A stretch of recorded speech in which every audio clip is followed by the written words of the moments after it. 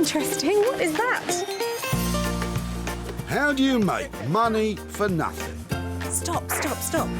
The answer could be hiding in over 20 million tonnes of household waste thrown out by us every year. Can I have it? Yeah, by all means, you're welcome, yeah. Fantastic. That's why entrepreneur Sarah Moore wants to get her hands on things before they hit the skip. I'm a passionate buyer, maker and user of old stuff, and I've turned that passion into a money-making business. I make new stuff out of old stuff and I sell it for a profit. And with some of the country's elite designers and makers... Enough to work on? Just a bit, yeah. It is a beast, isn't it? she can transform her finds into desirable, I can't believe it. valuable Oh, you clever. and hopefully saleable items. Oh, wow. If Sarah is successful, then she can hand the profits back to the very people who had no idea there was cash to be made from their trash. That's amazing.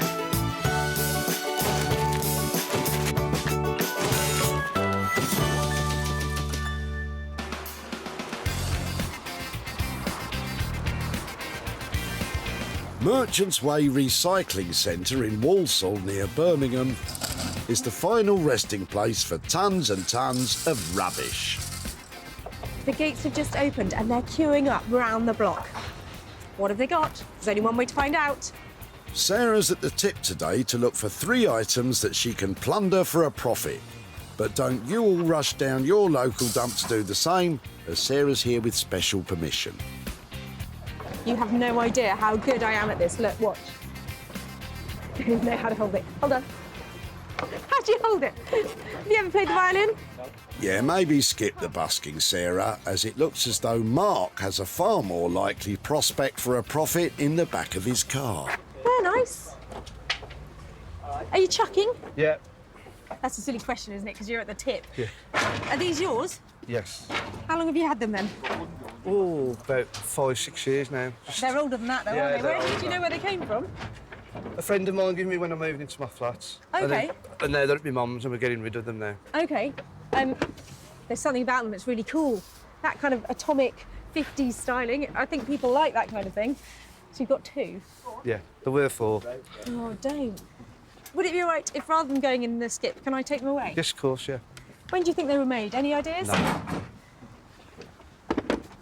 I'm loving them. Right, I'm going to take those away and I'm going to come back and show you fantastic transformation. Thank you. OK, that's brilliant. Thank you so much. What could a fantastic transformation possibly look like? I don't know what Sarah's going to do with them chairs, but I think it might be something mad. Yeah, I think you might be right there, Mark. What a lovely pair. I mean, look at them.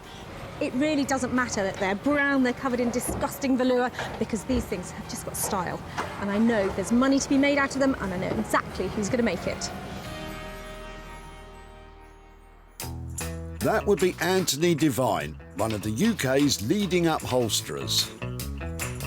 Anthony takes his 2 decades of designing experience and passes it on to the younger generation at his School of Upholstery. Anthony's work is loud, exciting and experimental. I would describe my work as probably Marmite, to be honest. Yeah, obviously you love it or you hate it. I don't really kind of follow trends or get influenced. I mean, there's so many ideas kind of bumbling around in my head, it's which one pops out first. I think if I do what I like, I would deliver the best results. If I'm not doing something in particular I like, then I'm going to doubt it and therefore don't think I could do it. So I suppose I always please myself. Well, Anthony, you're going to need all of that 21 years' experience to transform these old brown beauties.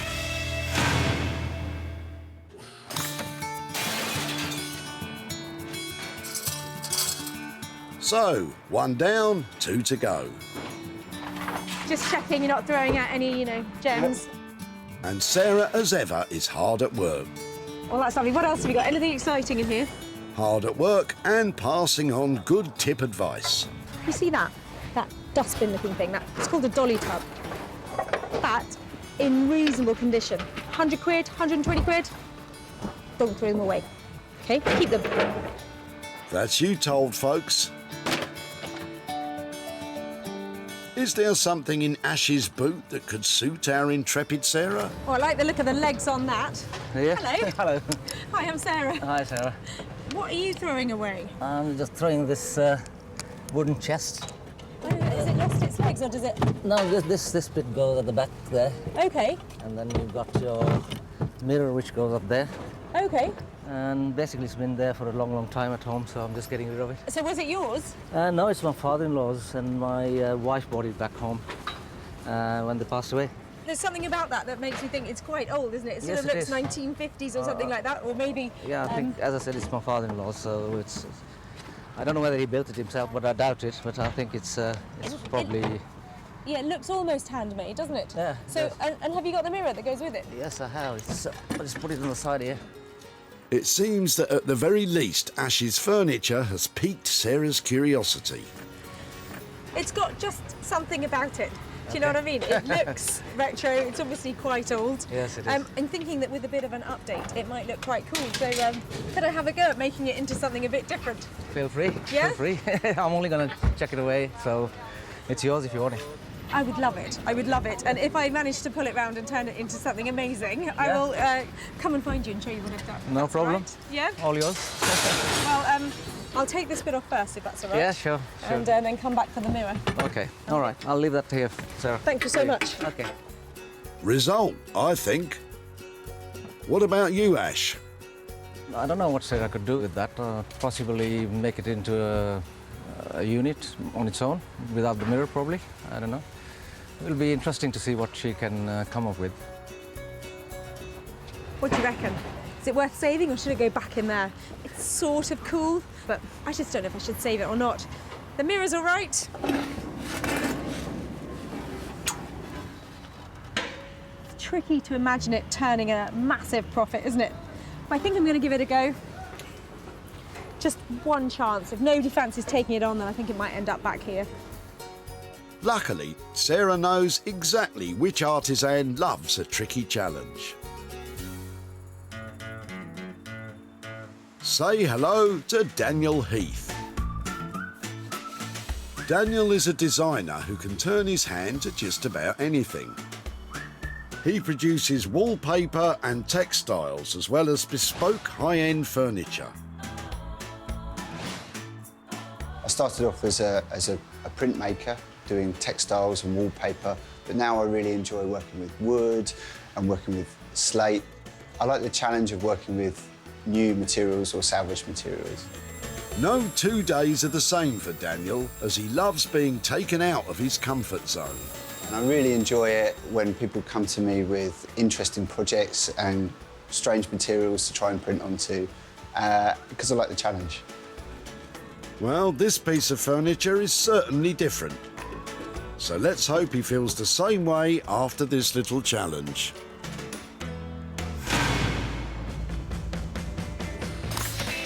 Don't just stand there. We've got to find the rubbish. Come on. OK. Sarah still has one item to find, an item which she can work on herself. A little something from which she can squeeze a tenner or two, hopefully. Tempting. With the aid of binoculars to bring things into focus, Sarah spots Janet and Carl with a boot full of very interesting-looking jumble. Hello, hello. Oh, hi, how you doing? I'm really well. This looks like my kind of boot. What are you up to? You clearing out your house? Yeah, we are. For next year, we're moving down to Dartmouth and retire next year, so it's been hard work, to be honest. Yeah, we've been doing it for quite a few weeks, haven't we? So the car is absolutely full of it. Yeah. So Yeah, well, there's a lot of junk as well. what kind of stuff? I mean, I love these books. Are these all yours from when you were younger? Or? Yes, yeah.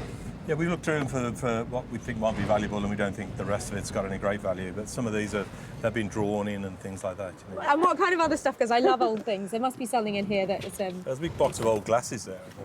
Oh really? Oh, I love these. These are fascinating. So whose are these? These aren't yours, are they?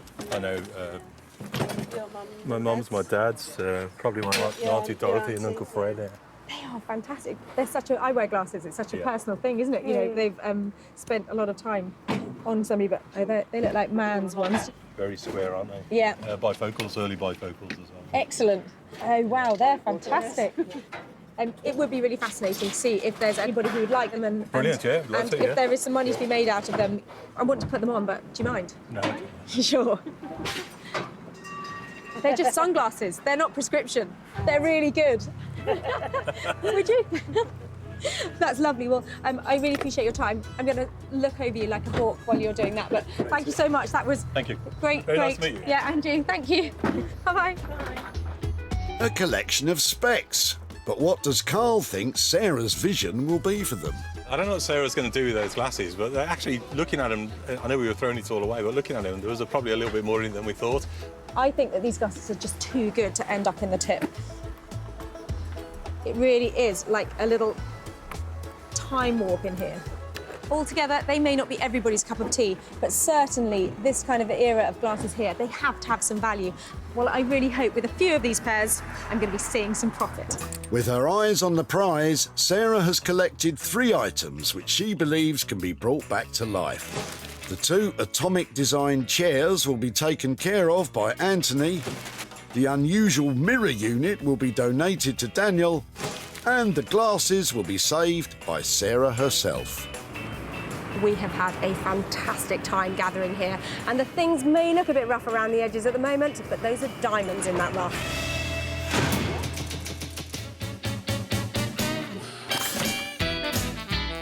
Manchester is home to the majestic upholsterer Anthony Devine, who is awaiting the arrival of Sarah and her fabulous finds. 2 atomic design chairs. Goodness knows what he'll make of these. Well, these are a fine pair of chairs, but the potential to make money out of them is slim at the moment. Anthony better have some clever ideas about how to bring them up to date and roll in the cash. Like the Queen, she'll just grace in with something in her hand and we'll have to turn it into something fit for a queen or a king. Yeah, not sure, to be honest. She always brings something that's straightforward-ish, but throws up some excitement away. So, yeah, can't wait to get started. Anthony? Anthony? Hello. Oh, hello. I didn't see you around there. Have a chair. Don't look at the seat. I don't think Mr. Upholstery is feeling it. I was having a good day until you brought these. I think the first thing we might need to do is take the seat pads out Right, let's discard this. and get rid of that. OK. Ah, now they're looking better already. They're looking better already. It's a quick sand down because it's nice and flat. We're not talking about hundreds of horrible slats and things. You could probably sand those down with a sander, and it is a beautiful, interesting seat pad going in here. I'm sure we could do a bit more than that. Go on then, what have you got in mind? We could flock them. I love a good flock. I know you love a good flock. I'm a big flock fan. I'm quite a fan as well, so you could flock them. Anthony is suggesting covering these chairs in tiny fibre particles which create a soft sensation to the touch. Trouble is, Anthony has never flocked before, but he knows a man who can. How much does he charge to flock a chair? Well, the thing is, he'll need to see the chair, then quote everything, but I reckon 100 quid a chair, can't say fairer than that. It would take me longer to sand them down and do something with the wood. Somebody's going to want to pay more than 200 quid for a pair of flock chairs, aren't they? Yeah, of course. Yes. You're not going to tell me what the colour is, are you? I don't know. Go big or go home. Looks like she's going home. Well, who'd have thought Anthony Devine would come over all fuzzy? He's rolling back the years, and I think he's going to flock us a fortune. The flocker is going to have the main kind of comparison change here. He's going to turn it from what these are into the wow bit. I just have to do the simple seat pad. So, yeah, it's going to be a show-stopping moment when they're all put back together. Sarah is leaving Anthony with £200 to undertake a process he knows little about and he has never attempted before. Anyone else see a flaw in this plan?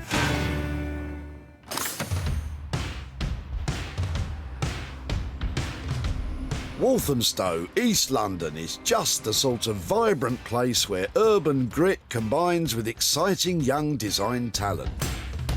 So it's the perfect place for Sarah to unload that strange furniture unit, and designer Daniel is standing by. I'm hoping East London's finest Daniel fancies the look of my little side table and mirror, because he's going to really need to take a shine to it if he's going to transform it from 70s sad into spot-on designer. Hello, hello. Hello, Sarah. How you doing? I'm good. I've got a little something for you. Yeah, let me take that before it gets smashed. It's not my usual tip find. It is a mirror, though, so that's a happy discovery. It's a little bit of retro, I think possibly homemade bedroom furniture. A small example of what do you reckon, 60s remake or something? Yeah, I think it's based around that, isn't it? It looks to me like it was a drawer for something else. Somebody's cobbled together, stuck the legs on it, and this apparently goes on the back with some wing nuts so that this goes up like this, and that bit apparently is screwed onto there and then screwed to the wall. OK, we might change that. Yes, I think that's for the best, Daniel.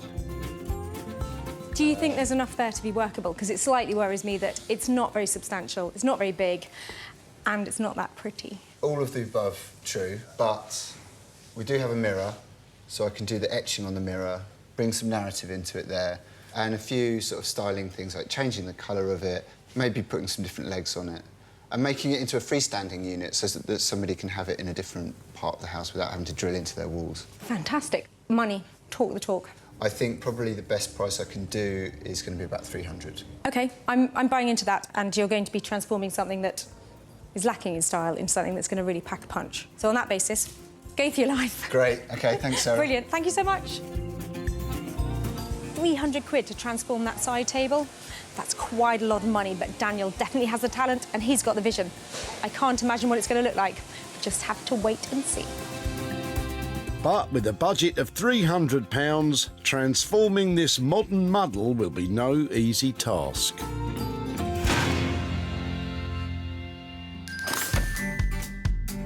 With the atomic chairs in the safe hands of Anthony, and with Daniel taking care of the dilapidated mirror unit, Sarah has returned home to West Sussex and is about to cast an eyeball over the collection of old spectacles. And it really is a random assortment that she has got her hands on this time. Difficult to see what she could do with all that lot. Well, every so often I pick something up at the tip and I just don't know if it's a money maker or not. I mean, these glasses, they look good. There might be some little gems in there, but I'm going to have to position them really carefully if I'm going to make any money out of them. See what I mean?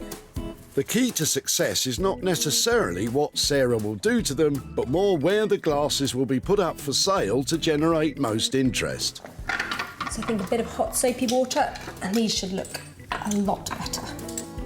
It is thought that eyeglasses were invented sometime between 1268 and 1289 in Italy, but who the inventor was isn't actually known. Look at those, I mean, they're really retro, they're quite cool, but I just don't know if anybody would want to buy them. But I'm going to give it a go. The earliest versions were worn by monks and scholars, but it wasn't until the 15th century, when the printing press came along, that the demand for glasses grew. Well, that's it. Now, there are some things in here that people are going to find desirable. These are cool. So I think those are definitely the ones that might make the money. A bit of steampunk going on here. Clip-on glasses to go over your normal ones. But these are original, they're old. You can feel that they're vintage and they're beautifully made. So that is a good thing. They're cool. And these... Let's see. The next stage is to take pictures of all the glasses and share them on the internet, in the hope that someone will fall in love with them. I think they're the ones for you, Sarah. So far, the costs involved in getting these glasses ready for sale has been nothing at all, which means the potential for profit is so bright you gotta wear shades. In Manchester, the sun is shining, but for Anthony, there is no time for enjoying himself. Sarah's left him with 2 atomic-style chairs to deal with, and he's getting them ready to go off to be flocked. So these chairs are a little bit more shabby than chic, so we want to reverse that, so we want to turn them into chic. And the way we're going to do it is by putting our gloves on and just stripping all that horrible mankiness off. These seats have seen some damp that has encouraged mould growth. This appears to have spread onto the chair frames as well. I can see they're structurally sound, so we don't have any problems there. They just need a good cleaning up, really. We have these baby wipes left in the office, always handy for cleaning furniture, especially these horrible mouldy bits. So let's just clean all this off. Looking better already. That's the frames ready for the flockers, but what about the seat pads? So my job now is really to get these cleaned up, right back to the bare frame, and basically start the whole process again. And what I don't want is this kind of flat curvature. What we want is a really nice kind of plump kind of crowning, we call it, to look. Flatter it is, the cheaper it looks, so we want a nice good dome on it. These old seats have seen better days, so it's off with the covers and time for a good old nosy at what's underneath. Looking at the overall condition of these seat pads, I mean, when we use our compressed air staple gun, it will just break up, pull this edge, and we won't be able to get a kind of a staple into it. So I think it's time we said goodbye to these as well. We'll just take a pattern from them and we'll just cut a fresh one. The good news is the new coverings have just been delivered, and you'll never guess the colour. So the fabric's just arrived, and yeah, I'm really pleased with it. It looks really good. It actually looks better now than it did in the book. You didn't expect something subtle, did you? So what I'm going to do is put this to the side. I wanted to have a look at it first of all, and get started on the seat pad itself. Having drawn around the old wooden base, Anthony begins by cutting a brand new pad from fresh plywood. So we have our seat pad here, and now we're about to start building up the layers. Also, we hope this fits because we've now sent the chairs off to the flockers, and we haven't tested it, but I'm sure it will. So what we're going to do first of all is put some felt in and kind of just build up and give us that really kind of crown shape. I know it's not looking too comfy yet. The felt is just the start of the new covering. A foam layer is next, followed by a gauze, then... this is our fire retardancy layer to bring it all up to health and safety standards, and it allowed it to be sold. Because our fabric isn't fire retardant, because we want to still keep the soft texture of it, that's why we're using this barrier cloth. And finally, the cerise pink cover. So that's that one done. Got a nice shape to it. It's going to look really good, that is. I just can't wait for the chair to arrive back. Nor can I. Flocks away, Anthony. In Walthamstow, Daniel is turning his attention to the mirror unit. What's the plan, Dan? So the idea on this piece is to take the legs off, sand it down, and we're going to redo a back for this mirror and construct it into a freestanding piece of furniture. Because at the moment it's sort of half wall mounted, and then it's got these legs at the front, and it's not going to work in every sort of space. The main obstacle for Daniel with this piece will be making it into a freestanding unit that won't topple over. So getting the weight distribution right will be the #1 priority. Followed, of course, very, very closely by making it look great. We've got the legs off of this little unit, and it's ready for some sanding because I don't particularly like the varnish finish on it, and I think we're going to go for a painted finish. So we're going to have to sand and prime, and then we can paint. Luke's been helping me today, and he's going to sand this down for me. So here you go, Luke. Thank you very much. Cheers. No pressure, Luke.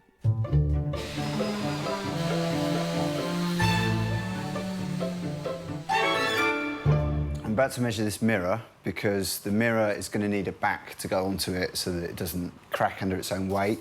I've bought some ply that I'm going to cut to size, but before I do that, I'm going to measure the mirror so I can cut a slice off of the board and then trim it all on the bandsaw downstairs. Measure twice, cut once. I think that's the rule. I'm not a huge fan of rules in general, but that sounds like a good one to me. Cutting plywood to size to support the mirror is the first step in working out the best way to have the mirror freestanding on top of the unit. Moment of truth. Yeah.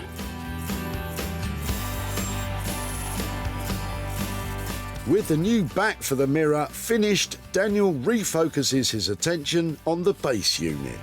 Next job is going to be to prime it so we can paint it.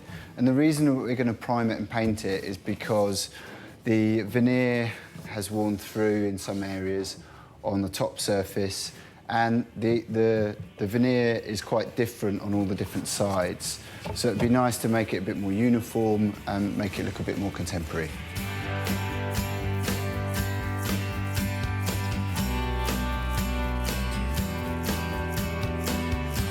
Leaving the base coat to dry, Daniel starts thinking about the design for the mirror.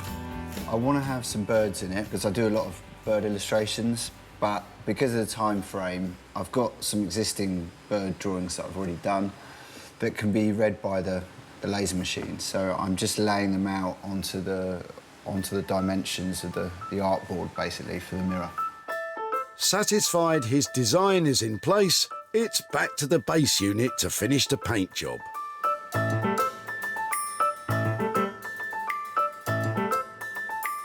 By far the trickiest aspect of this project is creating a freestanding mirror safely, and Daniel thinks he has come up with the best solution.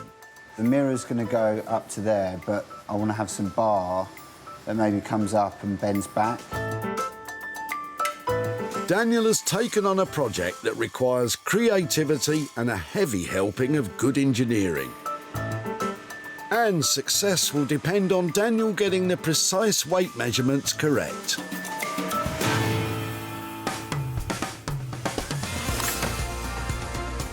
Sarah's own project has been a collection of vintage spectacles, and she has brought them to the cathedral city of Winchester, where she thinks she may have found a buyer. Well, I've come to a great vintage shop in Winchester, hopefully to sell the sunglasses. Karen has seen pictures of them, and I think she's going to be interested. Sarah worked on the glasses at home, and all it took was warm soapy water and a bit of elbow grease. What do you reckon? Now they're sparkling like new and desirable once again. Sarah has brought them to the vintage clothing store, Stardust Years. Hi, Karen. Hello, Sarah. How are you doing? All right, thank you, yes. Wow, you've got some lovely stuff in, haven't you? That looks amazing. Thank you, yes, I have. Wow. Now, I just sent you the pictures of the sunglasses. Yes, you did, yes. Do you think you might like them? Yes. It's really worth having a closer look, because I think there are some lovely ones in here. These, I think, are absolutely right up your street. They are lovely, aren't they? These ones, I thought, were just amazing. Yes. I probably want to steal these for myself, but... Oh, wow. if I said they suit you. Hold on, I've got a mirror in here. Have a look. See what you think. Is that way there? Oh! So what do you reckon? Are they your cup of tea? Do you like them? Do you think you'll take them? Yes, I think they are. I think they'll be very popular with my customers, so thank you. Brilliant. That's amazing. Thank you. When Sarah spotted Janet and Carl, their boot was a treasure trove of trash. So the car is absolutely full of it. It is, yeah. Well, there's a lot of junk as well. After a thorough rummage, Sarah settled on a selection of spectacles. They're just sunglasses. They're not prescription. They're really good. As it turns out, they were just what she was looking for. Sarah's now in Birmingham to catch up with Janet and Carl and reveal what has become of their array of eyewear. Hello there. Oh, hi, how Hi you there. doing? Nice to see you. Nice to see you. Hello, hello. Beautiful day for it. It is really nice, yeah. I saw you and there were all sorts of exciting things in the back of your card. There was a whole family's worth of glasses in an old cassette box, and your family definitely had style. And I've actually got some pictures here. When I went through them all, this is the full collection that I found in there, and a lovely range of sort of 1940s, 50s up to what was probably 70s, something like that. Very likely, yeah. Very likely, yeah. Well, they were a lovely little archive, so they were a great thing for me to find. And actually, somebody else thought that too and bought them, a shop in Winchester. Oh, really? And I've got some money to share with you. In fact, I've got £55 here. Oh, wow. And that's for you. I don't know who gets that, but... Well, I'll hang on to that. No, you can. £55 as a little windfall. Is there anything that you might do with that? Well, we said to my sister that we'd just do a family meal. It'd be a nice thing to take everybody out and have something to eat, or add it to a family meal, so it's superb, yeah. Fantastic. Well, they were a lovely thing for you to let me have a look at, especially as they were such personal items, so thank you so much. Fantastic, thank you very Lovely much. to see you. Very nice to see you. Anyway. I hope you have a lovely meal, at least some drinks on us. Oh, thank you very much. Thank you very much. Bye-bye. Cheers, bye. Bye. Well, it's such a personal thing, your spectacles, and it was so sweet that Janet and Carl said that I could have a look at all of their family's collection, and I'm so pleased we made a little bit of money for them, and they're all going to go out and have a lovely supper together. The spectacles incurred no cost in being prepared for sale, and Sarah managed to sell them all for £55, which means that Janet and Carl received the whole lot as profit. Bon appetit. Time to return to Manchester, where Sarah has got an appointment with Anthony and those two atomic-style chairs. But will his decision to flock see him ending up in the dock? Sarah's on her way to come and pick up these chairs, and to be honest, I think she's going to love them. Never done any flocking before, but I think they look absolutely amazing. Well, I'm here to pick up my retro chairs. They had great atomic styling, but mouldy seat pads. So I'm hoping that Anthony has managed to create something that gives me a warm, fuzzy feeling and isn't a flock too far. You can never tell what awaits inside Anthony's workshop, but it has to be an improvement on what Sarah left. Two tired and mouldy chairs. The chairs are now unrecognisable as these two are dressed top to toe in pretty pink flocking. The seats themselves have been plumped and padded by Anthony and upholstered in a cerise pink material. The chairs have retained all of their style, but none of their old stuffiness. I just hope Sarah's prepared for what awaits. Anthony! Hello. Aren't they fun? Look at that. Are you pleased? Yes, like... I've never seen anything like them. I know. Yeah, I don't know whether it'll make a comeback, but I like the way it all moulds into one, the colour. And it's actually quite hard wearing, isn't it? Because they use it in cars. It is a high-end interior finish for cars, isn't it? Yes, yeah. And, yeah, I think, to be honest, I'm thinking about maybe a sideboard at home. The possibilities are endless. I would like to come and have some cheese and pineapple served on your flocked sideboard, because I reckon you're combining the best of 1970s with this kind of look. It may well be a 1970s look, but I'm sure it's not a 1970s price. The original estimate for the two chairs was £200. Flocking is going to be the new big thing, but did it come out on budget? So when we sent him away, he also requested a part of the fabric. So when the flocker was matching the fabric against the flocking stuff, he had to carefully colour match it. So there was like a cost in that, was an extra £20, which, to be honest, on the result of it, I think it's not bad at all. He's made a great match, and as I said, I haven't seen anything like this before. Yeah. And that's not in a bad way. You know, I think you might have started something here. You want to touch them all the time, and I think that somebody's going to love those. Flocking's the new big thing. Well done. Thanks so much. Nice one, Anthony. Your pink chairs are sensational. Well, I've definitely got that warm, fuzzy feeling. It's lovely to see a whole new finish on some furniture, and I think Anthony might have just started the flocking revolution. I feel like a winner. Chairs are great. Sarah's happy. Jobs are done. When Sarah spotted Mark at the tip, she was soon asking questions. Are you chucking? Yeah. That's a silly question, isn't it? Because you're at the tip. Yeah. It wasn't long before Mark got the measure of Sarah. I don't know what Sarah's going to do with them chairs, but I think it might be something mad. Mad maybe, but beautiful nonetheless. That beauty was appreciated by an interior design shop, Lavish Home in Chorley, run by Donna, who was quick to snap them up. I absolutely love these. They look amazing, they feel amazing. We can definitely sell these. The more I see those chairs, the more I think they're growing on me. Sarah has returned to Walsall to catch up with Mark to show him what became of his chairs. Hi, Mark. Hello. Nice to see you again. And you. Thank you very much for saying you'd come and catch up with us again. So I saw you dropping off a couple of chairs at the recycling centre. Yeah. Well, I thought they were lovely. I don't often pick up a pair of chairs like that, but they had really good looks to them and lovely styling. I actually took them to a guy in Manchester called Anthony, and he's an upholsterer, and he had a really good idea for them. Are you ready? I've got some photos. I think this is probably how you remember them. Yes. Looking familiar? Yeah. OK, well, brace yourself, because this is how they look now. He flocked. That's quite different.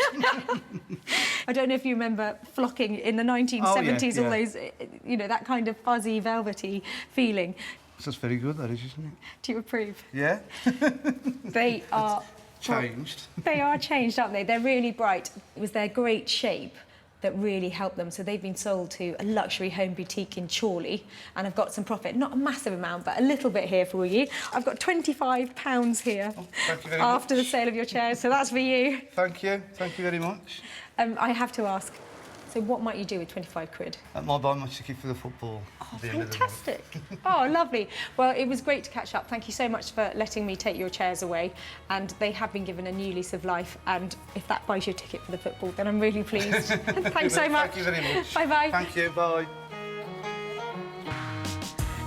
Well, I just love that. A pair of chairs are going to get Mark a seat at the footy. Let's hope he's a winner there too. The total cost for flocking the two chairs was £220, 20 above the original estimate. But Sarah was able to sell them for £245, which left Mark with a profit of £25.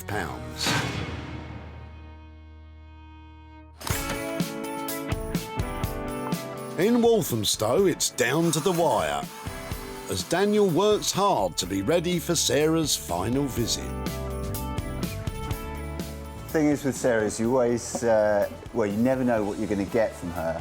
And you can try and estimate how long you think it's going to take for something to be done. But invariably it shoots over now and again. So that's what we're doing now. We're kind of scrambling it together at last minute. Well, our little mirrored hall stand had great legs, but not many other redeeming features. So Dan is going to have to have given it a really good design injection if it's going to make some money.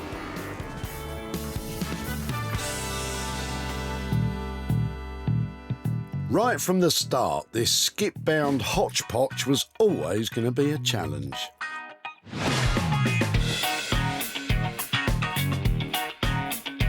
But we need not have worried. Daniel has totally reinvigorated this piece of furniture,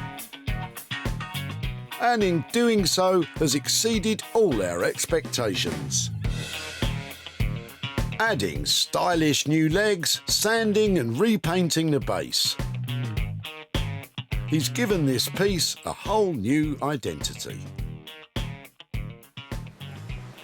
Hello. Hello, how you doing? I'm really well. How are you? Not bad, good to see you.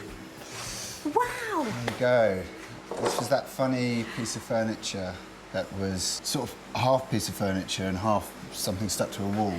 What have you done with it? The mirror looks different. Is that just because it's the full length of it? Yeah, we've etched it, we've cut a new back for it, and we've put it onto the unit so it's freestanding. So it doesn't have to be against the wall anymore.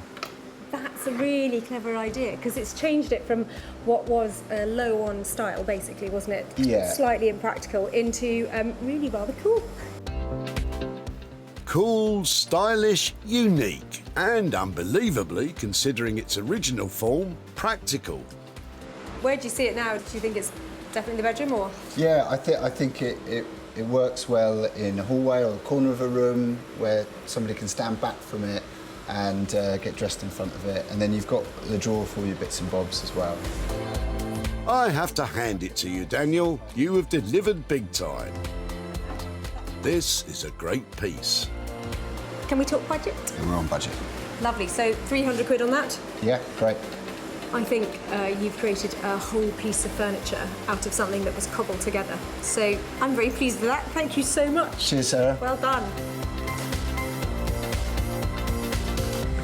Well, I'm really pleasantly surprised because Dan has taken what was just a random bundle of old bits and transformed them into a stylish, mid-century looking piece of furniture. And I think it's going to make some money.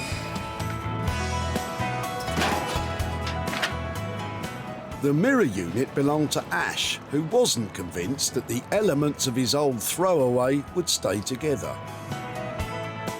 I don't know what I could do with that. Possibly make it into a unit on its own, without the mirror probably. Daniel managed to keep the unit and mirror together, transforming them with style to give this tip find a whole new lease of life. And it didn't take long for a vintage and retro furniture boutique in Cheshire to say, "We'll have that, thank you very much." Owner Joel is mighty pleased with it. I really love the detail in the mirror. It's really, really intricate and precise. I love the colour of the drawer, and the lining inside really sets that off. And the hairpin legs at the bottom just really finish it off. I think it's a really nice looking piece, and I think our customers are going to absolutely love it. And now all that's left is for Sarah to hand over the profit. Hello there. Hello, Sarah. How are Nice you? to see you again. Nice to see you. I said if I could do anything with your old mirror stand, I'd be back in touch, so here I am. All right, OK. Did you wonder what might have happened to it after we left you? I did wonder. I wondered what you'd do with it, and would like to see what's become of it. I took it up to London to this great guy called Dan, who specialises in surface pattern design. So I've got a picture of it, I think, first as you remember it. Is that looking familiar? That's right, that's the one, yes. After he'd finished with it, it looked like this. All right. What do you think? I think it's beautiful. I think it's lovely. Yeah, I'll definitely have that back in our house. Oh, but, well, there's bad news. You can't have it back. no. OK. Because somebody else has bought it. OK. And I've got some money here to share with you. So I have, in fact, All right. £75 here for you. Wonderful. As a little gift. Thank you very much. I think I'll donate it to the Stroke Association, seeing as it was my father-in-law's and he passed away because of a stroke. I think it'd be a nice gesture just to give them the donation for that. That's such a generous thing to do. Thank you so much. Thank you for letting us have it and for catching up today. Daniel charged £300 for the makeover. Sarah sold the unit for £375, leaving £75 of profit, which will go to a stroke charity chosen by Ash.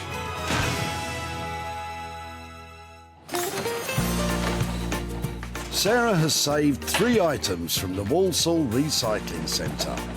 Mark's old chairs were radically reworked by Anthony. Daniel delivered some class with the mirror unit.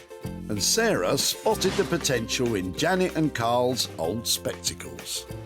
From tip-bound to tip-top, items have undergone amazing transformations and been given a whole new lease of life. And we proved along the way that it might be hard work, but you can make money for nothing.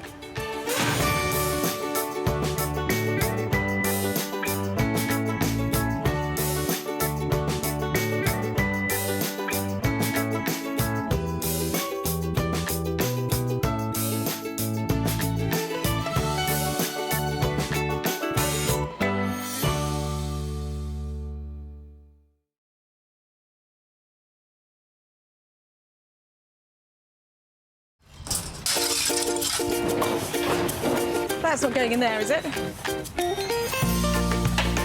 How do you make money for nothing? Ooh, that's got lovely legs. The answer could be hiding in over 20 million tonnes of household waste thrown out by us every year. I'm now going to swan off. That's why entrepreneur Sarah Moore wants to get her hands on things before they hit the skip. I'm a passionate maker, buyer and user of old stuff, and I've turned that passion into a money-making business. I make new stuff out of old stuff and I sell it for a profit. And with some of the country's elite designers and makers, let's brainstorm a little bit and see what we can do with it. It is absolutely gorgeous. she can transform her finds into desirable, I'm speechless. valuable, That looks amazing. and hopefully saleable items. If Sarah is successful, then she can hand the profits back to the very people who had no idea there was cash to be made from their trash. That's lovely. It's a lovely ending.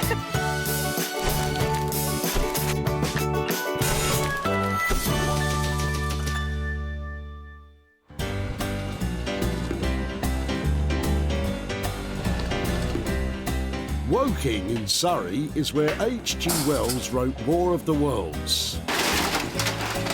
But today at the recycling centre, it's war on waste. Soldier of salvage, Sarah is here to separate the dreamy from the dreadful. Do it up and sell on for cash. You never know what's going to come in here. Follow me. We're going to find something fabulous.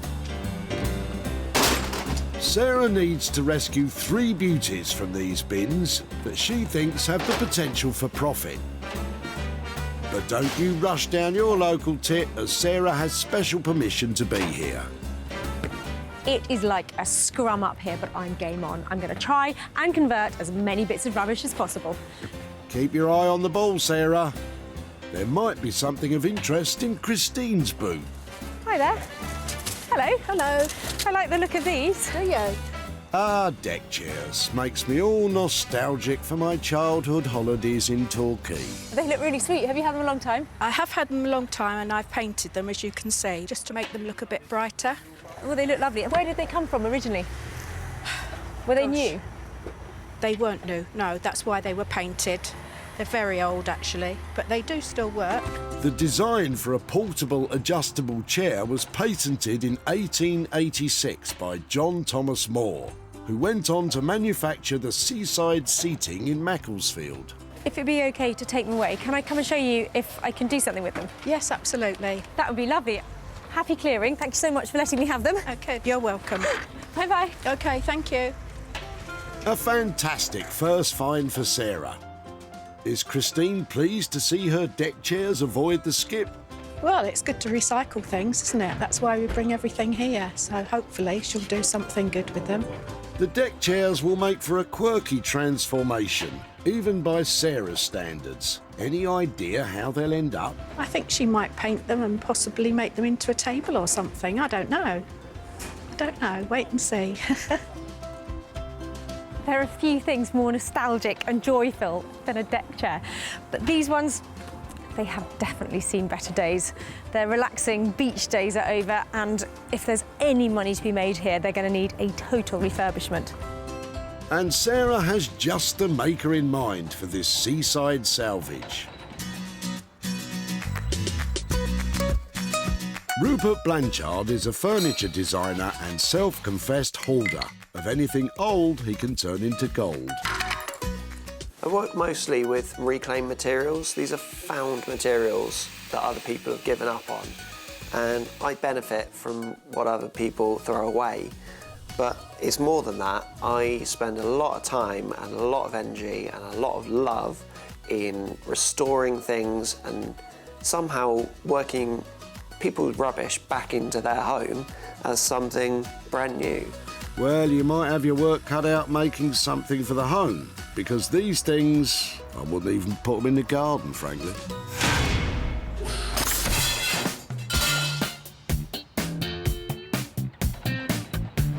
Sarah's bagged 1 item, 2 more still to find. It's bonkers up here. What was that? Was that your shoe rack? Wine rack. Wine rack. Now that's the right kind of size wine rack.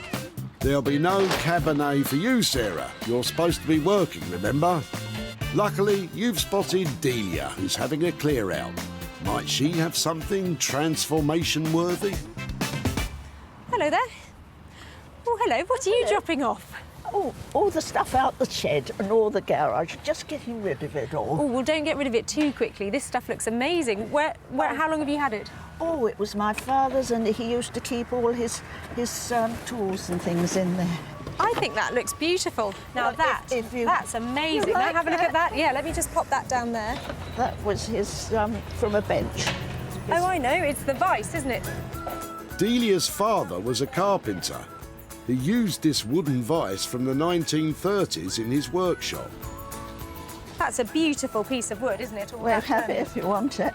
If it would be possible, maybe to make a little group of the things that you're throwing away, if that's all right. Yes, delighted. And take them to some of my talented friends and see if there's something to be made out of them, because... Well, I like to find a good home for things. I'm sure that something can be done with it. Please, may I come and find you and show you what happens to it? Yes. Would that be all right? Beautiful, thank Yes, you. that would be interesting. Sarah's got herself the contents of Delia's shed.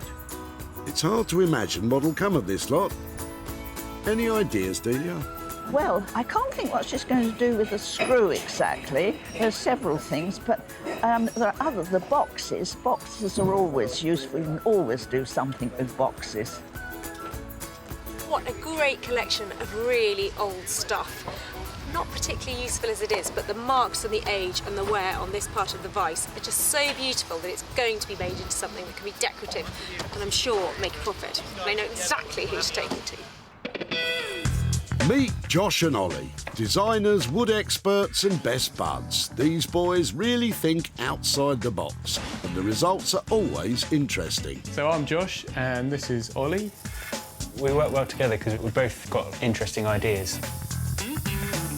When Sarah turns up with whatever she's managed to find at the tip, it's like problem solving. So you're faced with a problem and you've got to then turn that into a product. And it's really good. It's difficult and challenging, but it's a good process, isn't it? Yeah, makes us think of new ideas that we wouldn't have otherwise thought of. Well, these boys will certainly need to rely on their imagination for this project.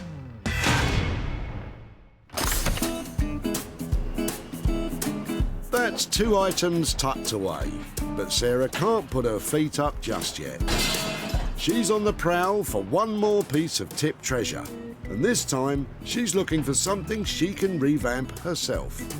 That is the stuff of nightmares. Look at it, crushing beautiful pieces of furniture that I haven't managed to save. Let's get to work. Perhaps the contents of Martin and Yvonne's boot will be to her liking. Hi. Hi there.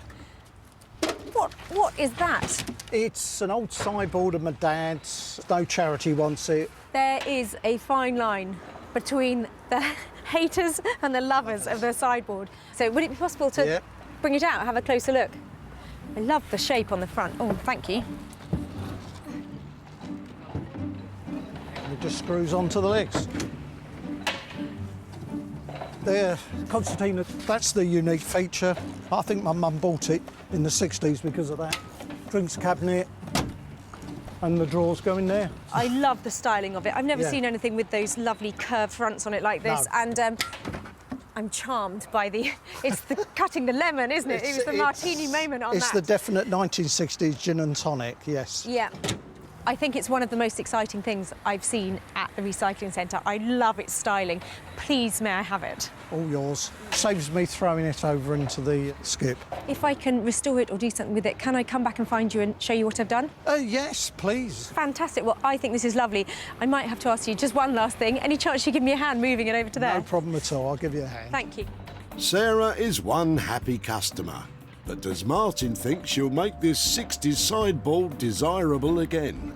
It just need a bit of subtle renovation, a bit clearing up at the top, bit of polish, new front on one of the knobs, and then you wouldn't know it's old. What an absolutely fantastic find for a recycling centre. I think this sideboard has got bags of style as it is, and after we finish with it, who knows where this will go. And with that, Sarah has her trio of items. Rupert will take on the pair of deck chair frames. Josh and Ollie will be tasked with the wooden vice and boxes. And Sarah will give the sideboard a much-needed style update. Well, Woking has been really good to me. We have some fantastic things from this recycling centre, but now the hard work begins.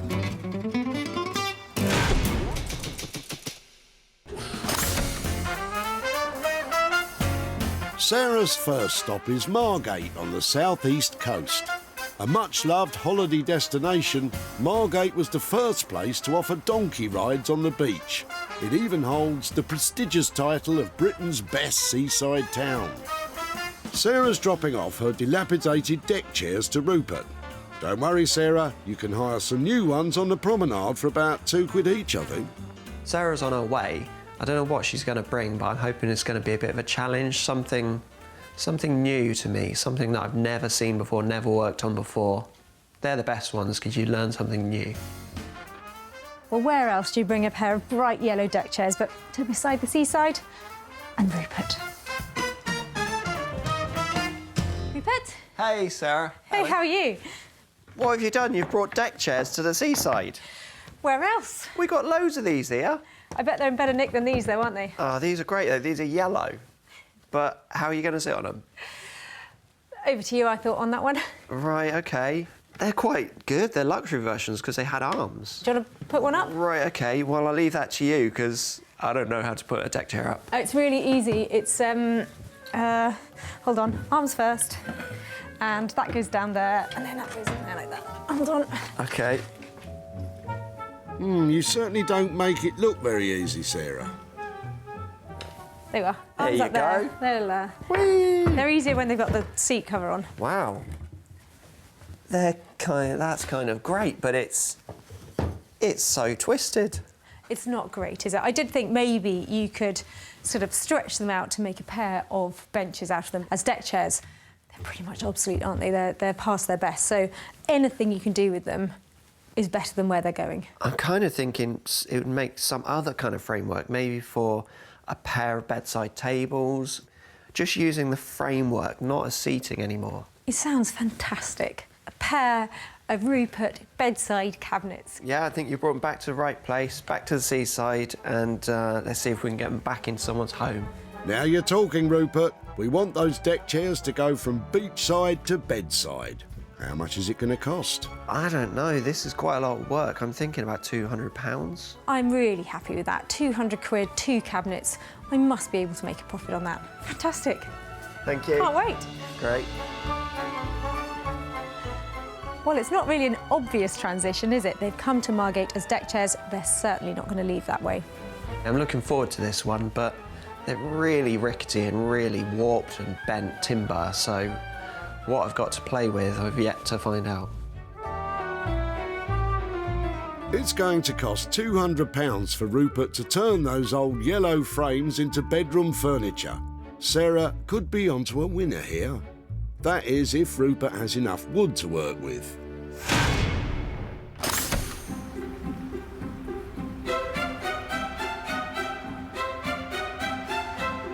Over to Sussex now, and just outside Chichester, Sarah's on her way to see Josh and Ollie with her collection of bits from the tip. And the boys are feeling positive. You'd think they'd have learned by now. Sarah's on her way. Yeah, looking forward to whatever wonderful thing she's got for us. Wonderful. Hopefully we can turn it into something even more wonderful. Well, this is such a lovely little time-worn collection of stuff. No idea what to do with it, though. Hi, guys. Hiya. Hello, how are you doing? Yeah, good. Nice How to are see you? you. This looks cool. This looks amazing. Yeah, I like the vice. It is such a random mixture. Yeah. I just don't know where to start with how to use it all. Do you like it? Yeah, it's amazing. Yeah, yeah. In my experience, it's got to be beautiful, it's got to be useful, and it's got to have a mass appeal. Maybe it could be like some sort of writing desk or console table kind of thing. Yeah, I like that idea. Maybe like use this. We could make a little like stool leg to go with the desk. So why don't we go for desk, Yep, stool, yep. and hopefully some kind of little desk lamp as well. Beautiful. Sounds great. The boys have a sweet plan to utilise as much of the collection as possible. What's the budget? I'm thinking 650. Any chance you kind of screw it down to about the 600 mark? Okay. Well done. Well, yeah, for that pun, we could come down to 625, maybe. OK, I'm out of here. Good luck. Thank you very much. Give us a call when my exciting collection's ready. Well, that was a lot of stuff to drop off, lots of great ideas, and heaps of potential to turn a profit. This is really cool. There's a lot of just good bits. Hope we don't screw it up. I hope you don't either. Sarah has given Josh and Ollie a budget of £625 to turn that assortment of old bits and bobs into something saleable. It'll be a big job, but if they can pull it off, there could be some serious profit to be made. Good luck, lads.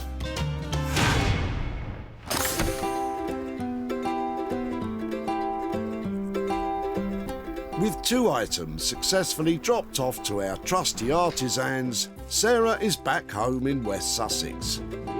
She's ready to renovate her 60s sideboard.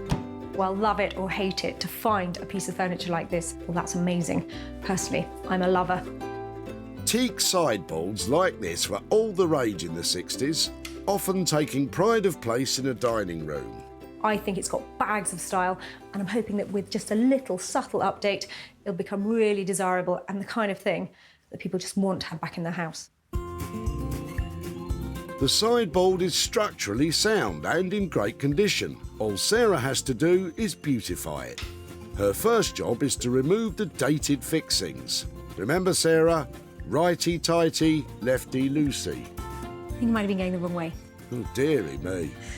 So nice if they just came off, wouldn't it? Ooh.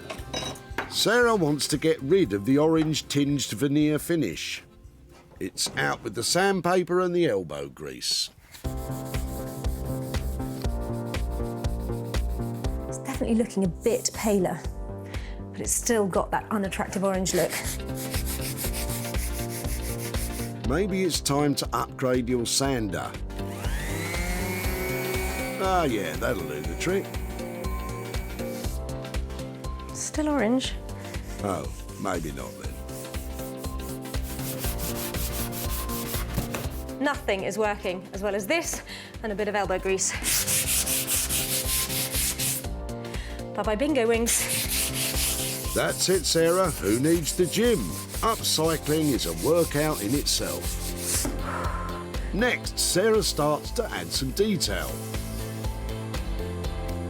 She's using masking tape to mark out a chevron pattern on the doors. Oh, this is tricky. She'll spray paint over the tape, then peel it off to reveal thin, sleek lines. Well, that's the plan anyway. Accuracy, precision and a steady hand are definitely required to get this right. The problem with choosing a really crisp edge, smart pattern is that if you get it wrong, everyone will be able to tell. You're not filling me with confidence.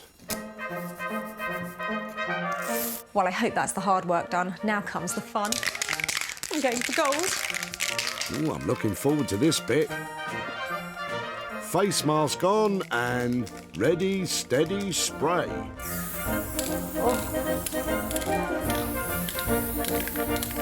That's not good, it's splodged everywhere. Look at it. It's not supposed to do that. Well, it looks like the hard work isn't over yet, Sarah. Don't worry, you'll get there. Let's hope. Sarah has spent £20 on masking tape and spray paint, but she's still got a long way to go to make this sideboard saleable.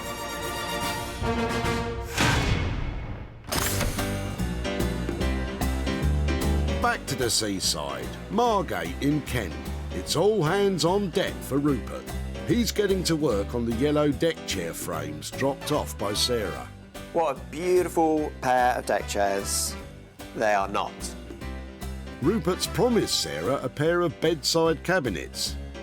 How's he planning to do that? Now that I look at them, I have no idea how I'm going to do that. Well, off to a great start then. I'm going to start cutting these out. Goggles on. Rupert gets cracking by dismantling the deck chairs. The frames are held together with metal rivets. These are horrible things to remove because the bolt heads and the backs have been riveted together inside the wood, so I can't sort of dig it out, I can't gouge it out without damaging the wood. The frames are over 35 years old, so Rupert will need to be careful to make sure they come apart in one piece. He'll need to save as much of the timber from the frames as he can if he's got any chance of making 2 cabinets.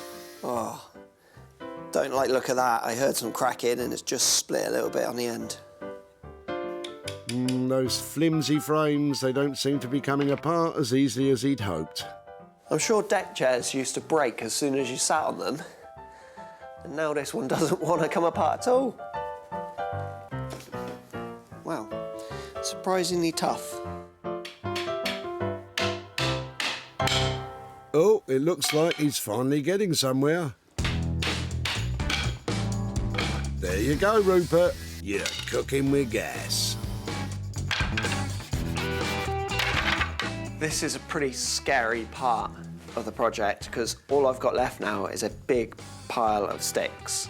And I did promise Sarah furniture. So somehow now I've got to turn this pile of firewood into something great. No pressure then. I've cut enough pieces to make one of these tables now. Hopefully this will make the skeleton framework for one piece.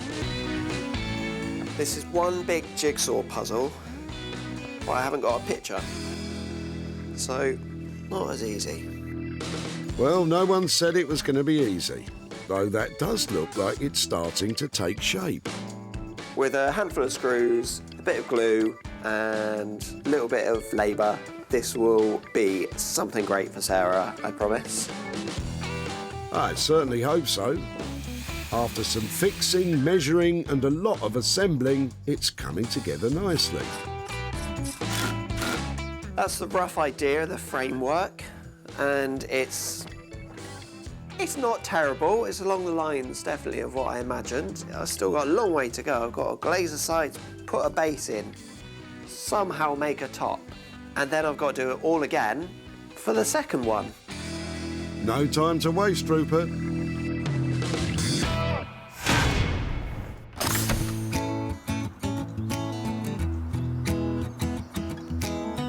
Back to West Sussex. Josh and Ollie are getting to grips with the wooden vice and boxes. Sarah's asked for a desk to encase the old oak drawer, a stool to be made from the wooden vice, and a lamp from any bits left over. Despite the hefty budget, it's still a tall order. What's the plan, boys?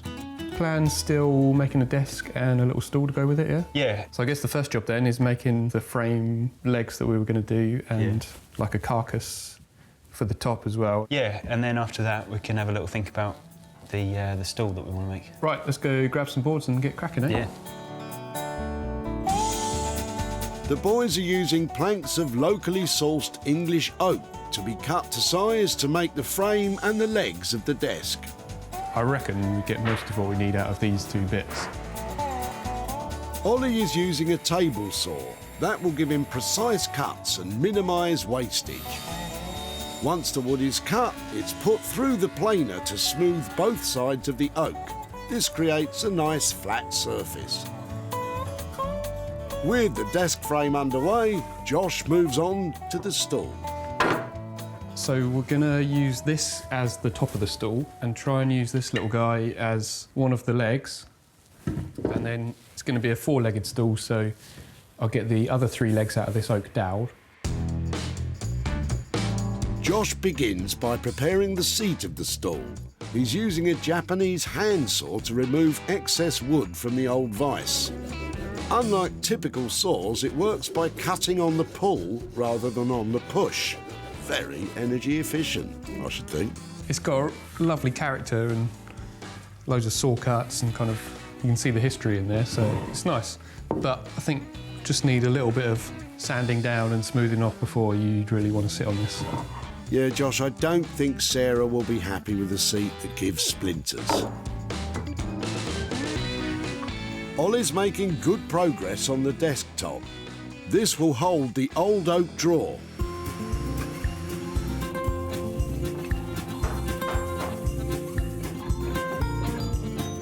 With the wooden frame clamped to allow the glue to set, Josh now takes on the legs of the stool.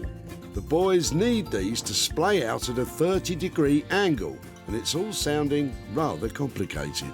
Just making extra doubly sure that this is all working out right, because you've got like 2 angles coming in here, and then also you've got the swivel of the bed of the pillar drill as well, so there's 3 factors that change everything. So if you don't get it right, all of these legs are just going to be all over the place. The pillar drill cuts holes using a revolving circular press. With any luck, it'll be perfect. Right, so that's that one done. That's good. Hopefully the next 3 holes will just work exactly the same. And that's all the complicated bits over, so yeah, chuffed that that's worked. You're not out of the woods yet. There's still the desk to go. And didn't you promise Sarah some kind of lighting too? Well, one thing in the back of my mind is that I know Sarah wanted us to make a lamp out of this, but at the moment we've put so much time into the other bits, I'm not sure if it's going to happen. Why don't we keep that between us for the moment, lads? Best of luck.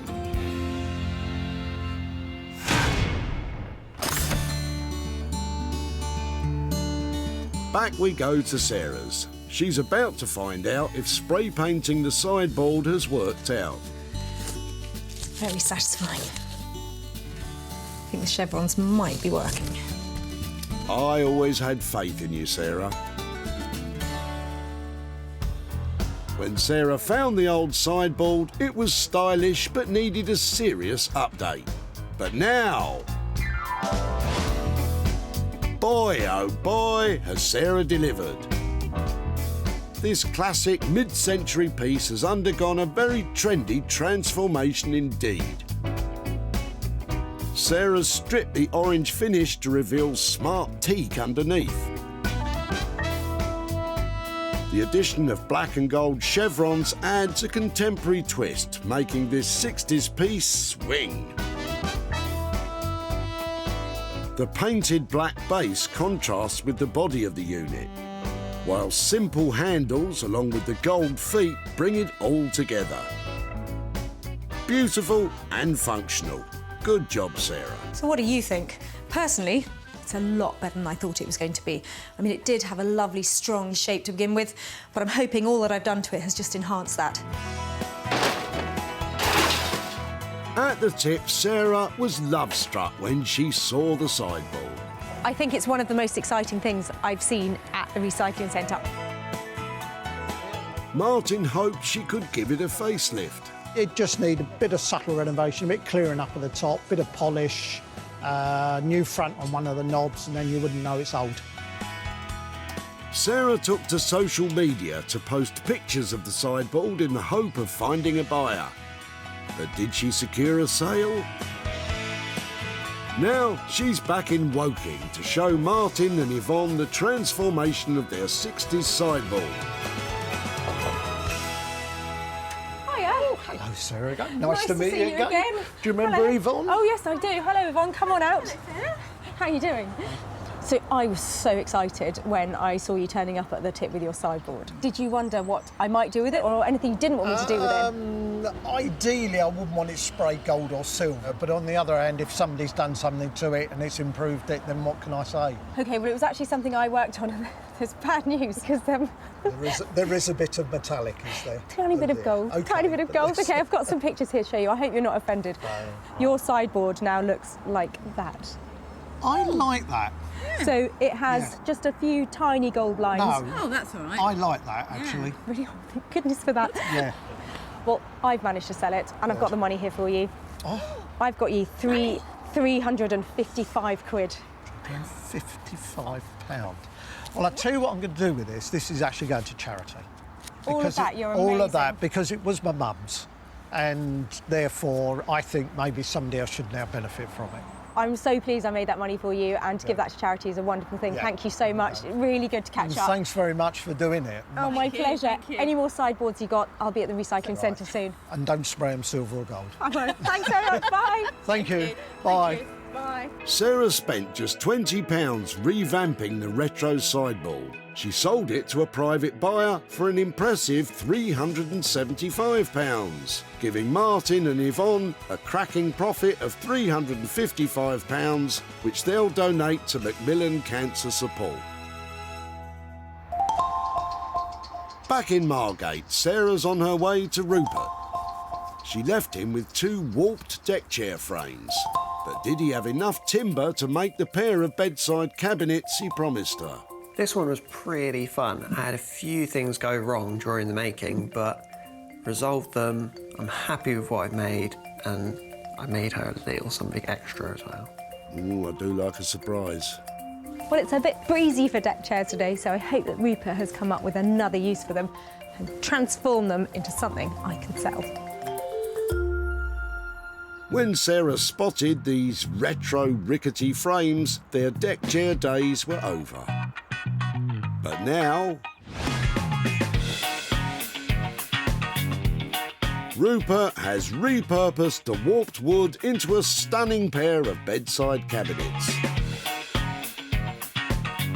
He's used every inch of timber from the yellow frames, and he's added extra wood salvaged from the beach right here in Margate. How's that for staying true to the seaside theme? Rupert even chose sky blue paint to complement the sunny yellow of the deck chairs. I love them, but what will Sarah think? Hello. Oh, glad you're here. Come in. Oh, don't they look like fun? How are you doing? I am good. These were a little bit of a trial to start with, but I'm glad your initial reaction, you seem to like them. Fab. Fun, exciting, really cool little things. And if they were inspired by those ropey old deck chairs, then, you know, I think you've done really well there. Aren't they sweet? The thing is, I had a little bit of material left over, surprisingly, because it didn't look like much was left, but I made you something a little bit extra. A Rupert bonus? Yeah, okay. Go on then, where is it? This. Okay, so I have also made for you Wow. a lamp. Okay, so this are all the bits I had left from the deck chair. I've bolted them together. I've used a lampshade that I found in a skip. I've had a professional do the wiring for it. I don't normally make lamps. I really like this, and if you don't, I will happily keep it. I hate to tell you this, but there's no way you're having that. That is the icing on the cake for this lot. What a joyful thing. The lamp complies with all UK safety standards. You've smashed it out the park again, Rupert. But how has the bonus lamp affected the £200 budget? It was actually quite a bit extra. Brace yourself, Sarah. I'm going to have to charge you £260 for all of this. I'm walking away with a profit all day long on that. Congratulations, you've stormed it. Thank you. See that? That's somebody who's just picked up the first ever Rupert table lamp. Oh, and 2 fantastic cabinets as well. At Woking Tip, Sarah was chuffed to bits to get her hands on the deck chairs. Happy clearing. Thank you so much for letting me have them. OK, you're welcome. Christine was happy for them to have a chance at a second life. Hopefully she'll do something good with them. Sarah advertised the cabinets and light for sale, and they didn't stick around for long. The bedside tables were snaffled at one of Sarah's barn sales. And the desk lamp sold to a lighting store in Cornwall. Now Sarah is in Addleston near Woking to show Christine what became of her deck chairs and to hand over some cash.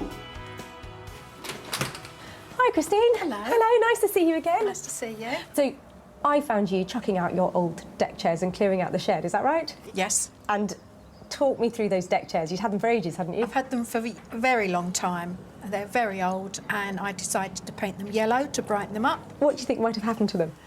Well, because the wood wasn't very thick, I thought perhaps you'd make a small coffee table or side table or something like that. Clever minds think alike. They went to Margate and to a guy called Rupert. So I've got some pictures here to show you. Oh, Made you them into a kept them pair of yellow. side tables. What do you think? Brilliant. Wow. Well, it's good that they were something out of nothing, isn't it? Yeah. Actually, there's a bonus as well, because he made the tables, but he had a little bit of wood left over, so he thought he'd make a light as well. Oh, wow. So what do you think of that lot? That's brilliant. And I managed to sell them at a profit. Did you? Yeah. So for your deck chair, I have got £190. Wow. That's amazing. Well, thank you. What might you do with that? Well, maybe a new deck chair. Oh, fantastic. Lovely to see you. Thank you so much. Really lovely to catch up. Bye-bye. Thank you. Bye-bye. Rupert charged £260 to transform the deck chair frames into a pair of cabinets and a lamp. Sarah sold the lot for an amazing £450, leaving Christine with a profit of £190. Result.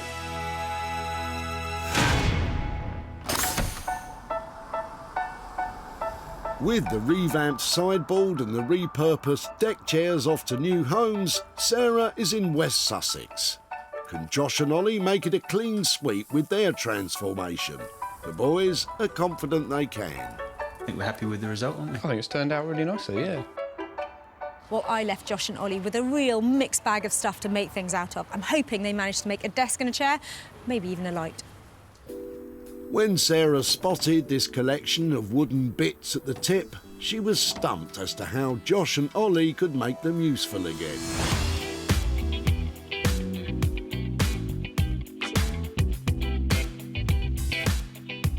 But would you believe it? They've hit the nail on the head. Using the old vice and drawer, Josh and Ollie have produced a beautiful bespoke writing desk and stool set. For the desk, they've highlighted the age of the reused parts by combining them with fresh, locally sourced English oak. This contrast of light and dark wood creates a contemporary style. Better still, the old workbench drawer and boxes are now incorporated as practical storage compartments. Then there's the stool, made from the 70-year-old vice. It tested the boys' mathematical skills to the limit to get the angles of the legs just right. This writing desk and stool make me want to put pen to paper. But wait, where's the lamp for Sarah? Hello. Hi. Hey. Oh, it worked. Oh, fantastic. Look at that. Wow, what's it made out of? Well, it's all oak. What happens over there? That's the other little Oh, how sweet. compartment thing that you gave us. Oh, that's not... Look at that, boys. Well done, it came together. Yeah, we're really pleased with it, actually. I bet you are. I didn't expect it to look like that. That's a much more generous desk, isn't it? Very clever, sharp piece of design, isn't it? We aim to please. Yeah. No lamp? Unfortunately not. Sorry about that. What did you do with it? Oh, my goodness. Is that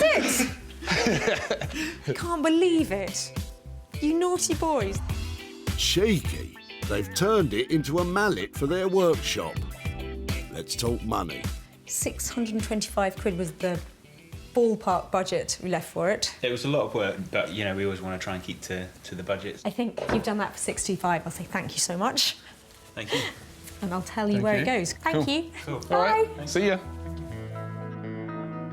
They're naughty boys, aren't they? Look what they did with my light. But I forgive them because the desk and the little stool, well, that's a lovely, sharp, crisp piece of design. Just what I've come to expect from these lads. It's nice to hear her say, in her mind, she thought she was going to see like a tiny little desk. And it obviously wasn't. Oh, that mallet. Oh, did you hear the power of it? Unstoppable. Whoa, that would have made a pretty powerful lamp. Back at the dump, Sarah was onto a winner with Delia's collection, all cleared out from her dad's old workshop. I really like this. I think it's beautiful. And Delia was delighted she didn't have to throw it all in the wood skip. I like to find a good home for things. Sarah wasted no time in sharing pictures of the desk and stool online. And it was bought by boutique hotel Monacle Moor in Perthshire in Scotland. Owner Tom absolutely loves his purchase. Absolutely love it. It's great, you know. It's just a very pretty thing. Sarah has travelled to Addleston to hand the profit to Delia and show her what became of her items. Hello, Delia. Hi there. Hello, Sarah. Very nice to see you Nice again. to see you again. I'm here because I said I'd come and find you if there was something to be done with your eclectic collection of stuff. Did you wonder what might have happened to all those lovely bits? I could only think really of two things. Perhaps a lamp stand, you know, the base for a lamp, or perhaps the base of a table or something like that. Those ideas were both things that we discussed because they really did lend themselves to the lighting. So I went to two guys that I work with down near Goodwood called Josh and Ollie, and after a bit of discussion they came up with an idea, and I've got a picture here to show you of how it ended up. Are you ready? I'd love to see it. Oh! No, I didn't think of anything like that. Isn't that lovely? Do you like it? I love it. Absolutely love it. Do you think your father, who obviously a fantastic maker, do you think that would be okay with him? Oh, yes, yes. To think that after all these years, that, you know, something could be done with it, and I'm so glad I rescued it. Well, so am I, and actually it's been bought, and some profit for you as well. I have got £74 here for you. Gosh. After we paid Josh and Ollie for all their hard work, but that's for you. Isn't that marvellous?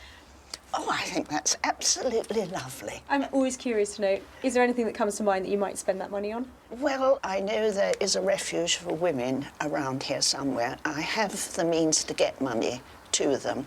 I think I'll do that. Well, that is lovely. Such a generous thing. It's great that I happened to be at the tip the day you were there. They were lovely old things. Yes, absolutely amazing. Well, thank you so much. Thank you for all your time today, and lovely to catch up. Yes, and thank you very, very much. I shall be hanging around in Woking Recycling Centre, hoping to see you again soon. Well, you never know. Thank you so much. Bye-bye. Goodbye, Sarah. Josh and Ollie charged £625 to turn the old vice and drawers into a desk and stool set. Sarah sold the pair for £699, leaving Delia with a profit of £74.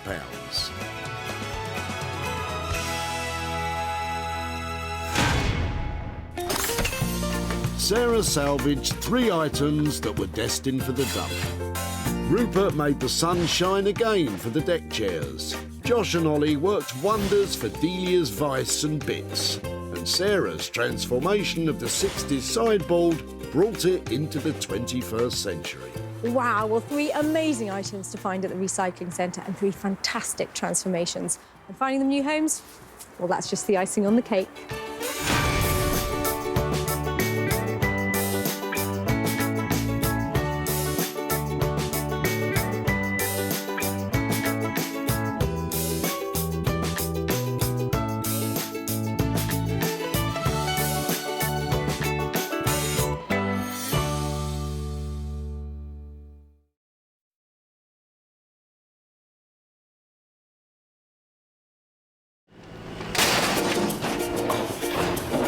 You haven't got anything I can recycle, have you?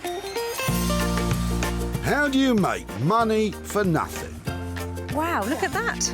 The answer could be hiding in over 20 million tonnes of household waste thrown out by us every year. Well, don't get rid of it too quickly. This stuff looks amazing. That's why entrepreneur Sarah Moore wants to get her hands on things before they hit the skip. I'm a passionate maker, buyer and user of old stuff, and I've turned that passion into a money-making business. I make new stuff out of old stuff and I sell it for a profit. And with some of the country's elite designers and makers... Don't know what to say. Did you drag it here behind the truck? She can transform her finds into desirable... It's enormous. Valuable... Isn't that fantastic? And hopefully saleable items. It's just giving me goosebumps. If Sarah is successful, then she can hand the profits back to the very people who had no idea there was cash to be made from their trash. Thank you very much. Marvellous.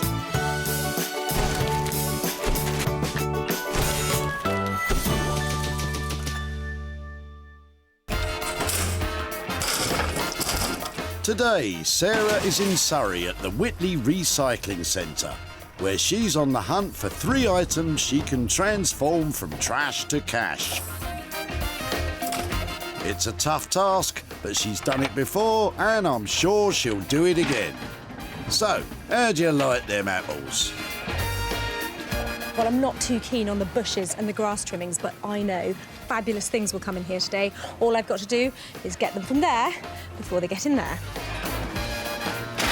She's been given special permission to roam the recycling centre, and for her, a day at the dump is like a trip to a chic boutique. There's nothing that could make her happier. She's got a smile like a crocodile. Get down here with your rubbish. Make it snappy.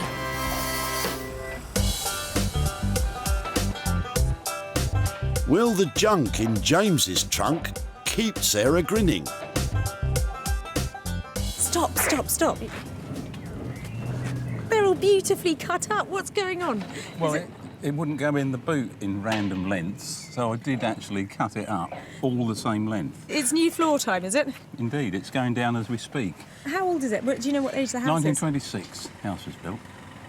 is? Right. I've lived there 30 years and thought we ought to have a change. Fantastic. Well, it's my lucky day that you've done it today.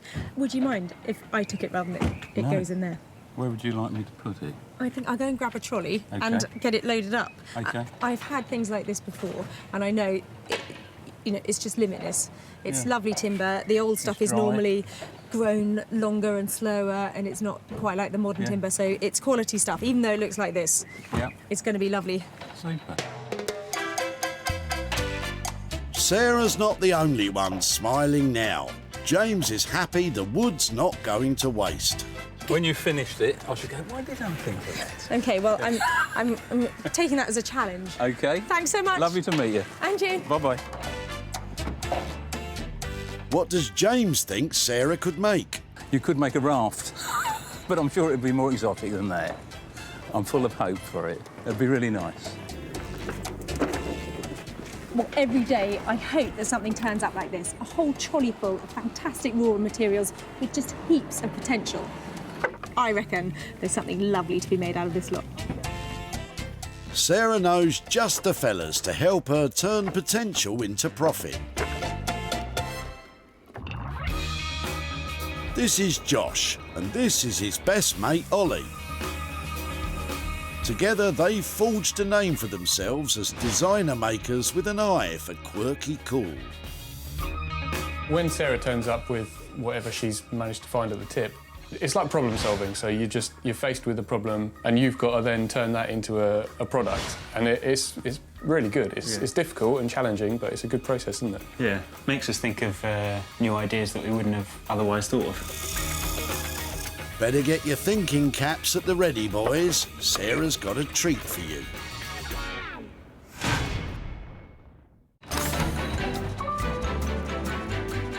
Sarah's first item is in the bag, but there's still 2 to find. At the tip, the trash ranges from the hefty to the humble. Look at who's in the passenger seat up here.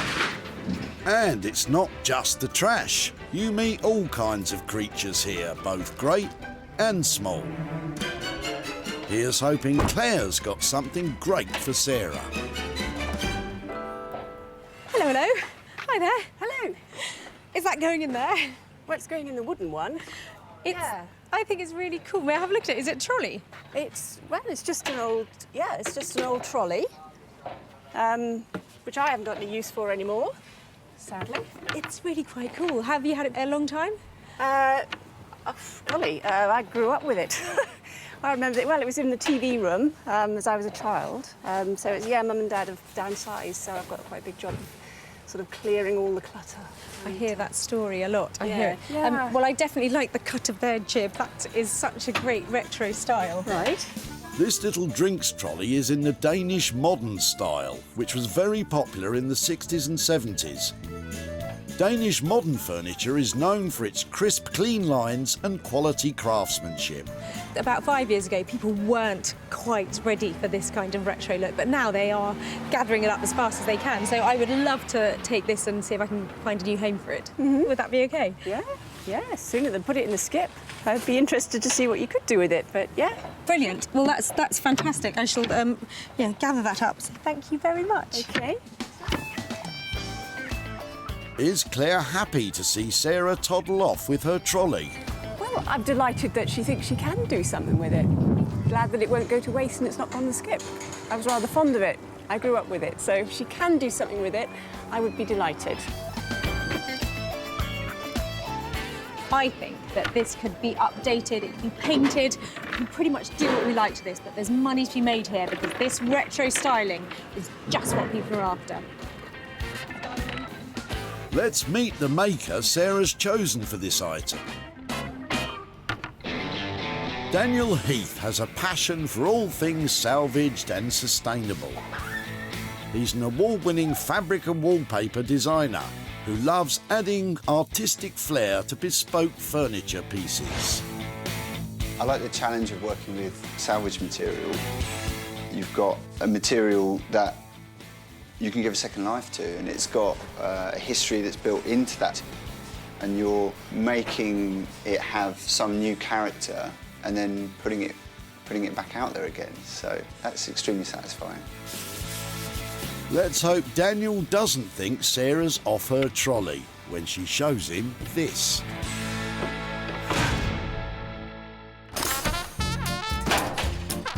Sarah's got dump discoveries for Josh and Ollie and Dan, but now she needs to find an item she can work on.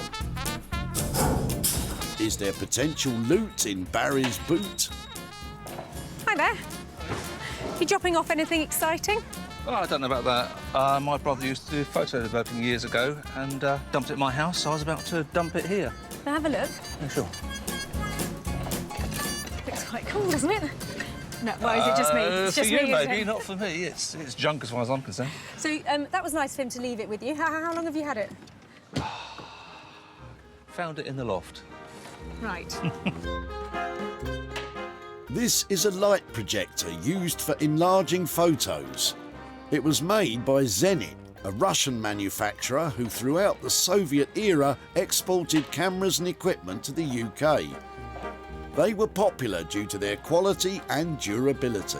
Is that something that rather than throwing it away, I could take away and have a little play with and see if I can develop anything with it? You can do whatever you want. Really? And if it's no use, you can throw it away for me. Fantastic. Well, it would be great to come back and find you and show you if I can do something with it. Okay. Would that be all right? That'd be fine, yeah.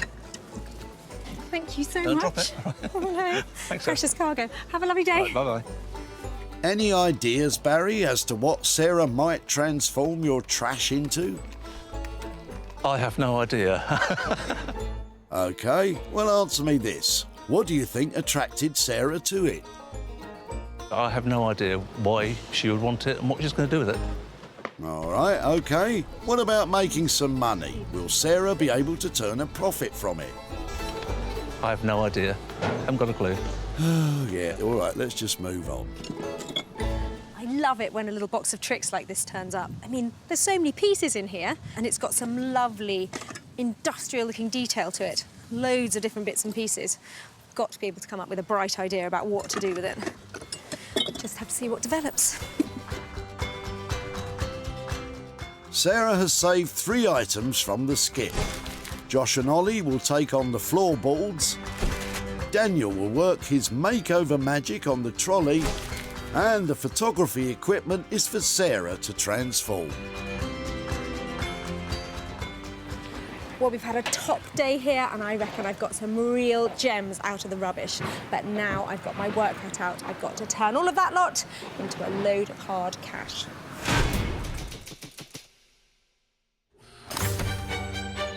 This is Chichester in West Sussex. It's known for its quiet country charm and grand, imposing architecture. It's also got a vibrant music, film and art scene. It's home to my favourite bearded boy wonders, Josh and Ollie. Hold on a minute, Ollie's here, but where's Josh?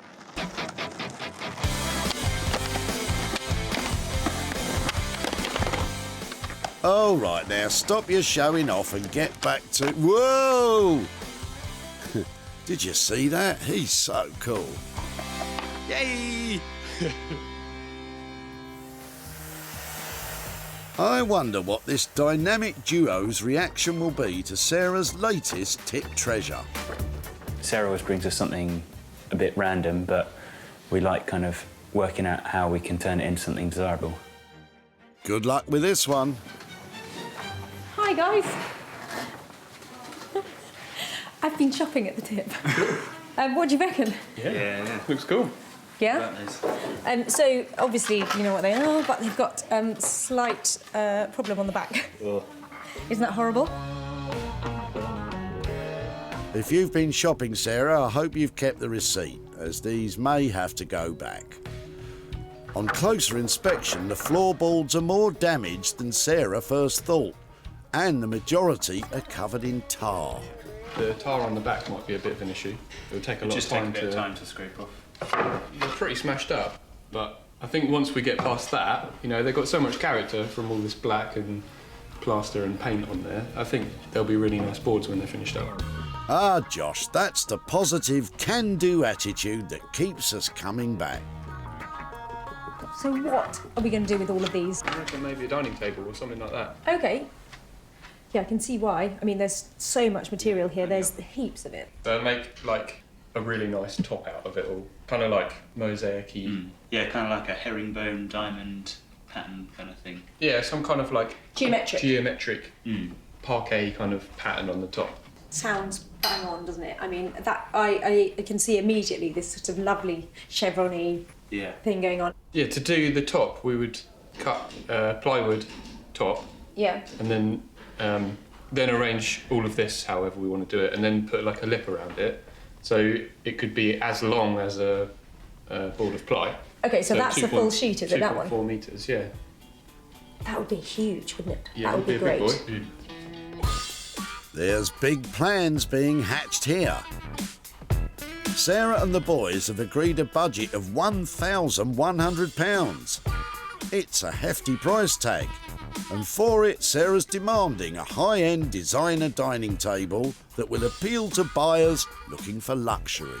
To see what we've got here now, which is basically on the edge of unsalvageable because of the state of it, if you can transform it into something that, you know, people want to touch, rub their hands all over and sit at, then that's going to be a real achievement. And I don't envy you trying to convert that into high-end luxury, but good luck. Thank you. Thank you for taking it on, and I can't wait to see it. I know it's going to be amazing. Get to it, get to it. That's it, boys. She's cracking the whip. They have got a really clear vision of what they want to create, but they are going to have their work cut out if they're going to transform that rubbish into something really high-end. It's a big job with a big price tag. £1,100. This parquet floor-style dining table will need to be spectacular if Sarah's going to make a profit from it. The sun is shining on East London. Over the last decade, the East End has undergone a transformation. Once synonymous with Cockney geezers and pearly kings, it's now home to young, hip and happening designers like Daniel. Daniel thrives on a challenge, and Sarah's brought him everything from slabs of stone to rusty metal. But what will he make of this trolley? Tough to transform or easy peasy? Sarah's on her way. As ever, excited about what bounty she will bring to me today. I hope it's something a little bit easy because some of the things we've done recently have been challenging.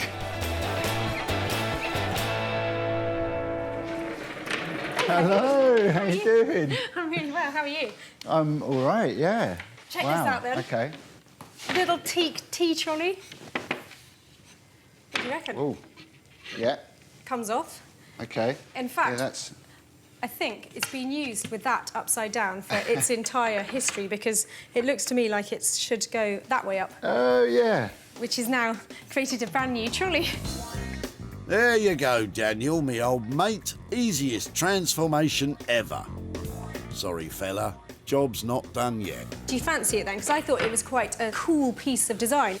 Yeah, this is really, really flat and unspoiled, so fairly easy to work on, hopefully. Do you think you could print on that, Dan? I think so. Yeah, I think it's a good piece. And I think, yeah, we'd want to keep it functioning as it is. I don't think it's worth changing its use. But I think, yeah, changing the wheels, because they're really plasticky, and we could do something a bit fancier, I reckon. So Daniel's aiming for a bit of fancification on this one by printing one of his original designs onto the trolley top surface. Sarah thinks the retro style of the trolley is bang on trend, and with Daniel's makeover magic, it could be a real money maker. So a quick zhuzh up, put a figure on that then. So I think we can probably zhoosh it up for about 100 quid. Great. I think that is appropriate kind of price tag for it because the most stylish trolley in the world, it is what it is, isn't it? Still going to be a trolley. Yeah. Well, that sounds great. OK. Give us a shout when it's ready. Great, will do. I always get excited about the prospect of quick zhushing up. But what about Daniel? I'm really, really pleased with this. She's bought me just a really simple piece, and it could be a lot fresher and nicer when it comes out of here, so that'll be good. The plan of action is a quick and easy style upgrade for £100. I'm not sure Daniel does quick and easy, though.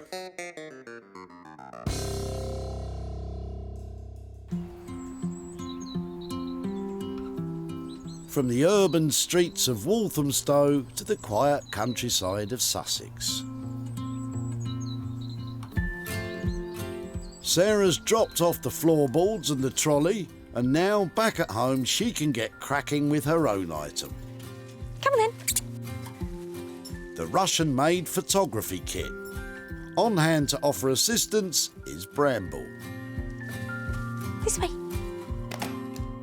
I think this is really quite a cool thing, and I'd really like to see what it looks like together. Have a little play with it, because who knows, it might even inspire what we do with it. The equipment may have come from Russia, but it's been lacking in love in recent years. The name's Moore. Sarah Moore, licensed to drill. Never seen anything like this before. The kits were very popular in the 60s and 70s, meaning second-hand ones can be found online for around the £30 mark. Sarah's hoping to up her profit margin, so what's she thinking to create with this? A wristwatch with hidden laser beam? An umbrella come rocket launcher? Oh, I know, an attaché case / jetpack. What I'd really like to do is use some of these lovely, strong, stylish components to make a sweet bit of lighting. Oh, that's a bit disappointing. So I've actually found an old clamp that I'm thinking might be a useful addition to take some of these bits and turn it into a much more delicate piece of lighting. I'd like to use as much of this stuff as possible. So, a light it is, using bits and bobs from the photography equipment and the clamp to create a table lamp. Obviously, the jetpack would have been better, but hey-ho. It's covered in this really sticky stuff, which I think is the foam that has deteriorated from the packaging. Really needs a clean. That's the type of thing Bramble could be helping with. Where's she got to? Oh, it's a dog's life, all right. If you're planning on upcycling an item into a lamp, bear in mind it will need to comply with United Kingdom regulations on electrical safety. I think that can go in there. Which is why Sarah will have the wiring replaced and an on-off switch fitted by a qualified electrician. This is a bit like a technical jigsaw puzzle because I feel like I've got all the components here to make something really lovely, a simple piece of classic lighting. It's just going to be working out which order to put them together in to make the most effective piece of lighting. That could be it. Sarah already had the clamp she's using as a base sitting in the shed. She's bought a new flex, switch and bulb, the cost of which, added to the expense of an electrician, will give Sarah a total spend of £40.50p. That's a pretty penny. Let's hope she can turn a profit on it.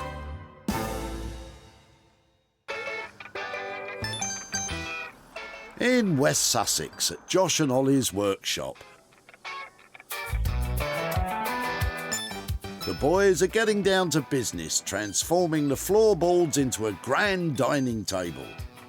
This piece of plywood will be the base layer which the floorboards will be placed onto, but first it needs cut to size. The lads want the table to be big. But how big?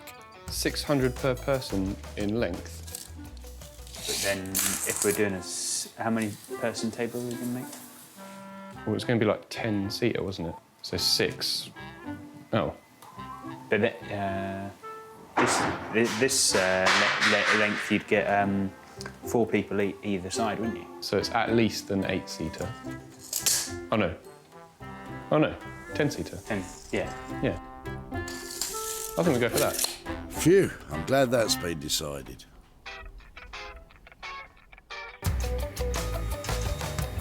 Josh and Ollie's plan is to cut up the floorboards and use them to create a geometric pattern on the tabletop. They've divvied up the workload. Josh will be in charge of cutting the timber to size, while Ollie works on the design. We just want to do something that's a bit interesting and a bit different that hasn't been seen before. The tabletop design is inspired by parquet flooring. This is an interlinked mosaic of wood placed in a symmetrical pattern. Ollie's adding his own twist to it. I just like the idea of, rather than just having like a flat pattern like a floor, it has something a bit more interesting going on with it. So that's why I was just including this kind of diamond shape.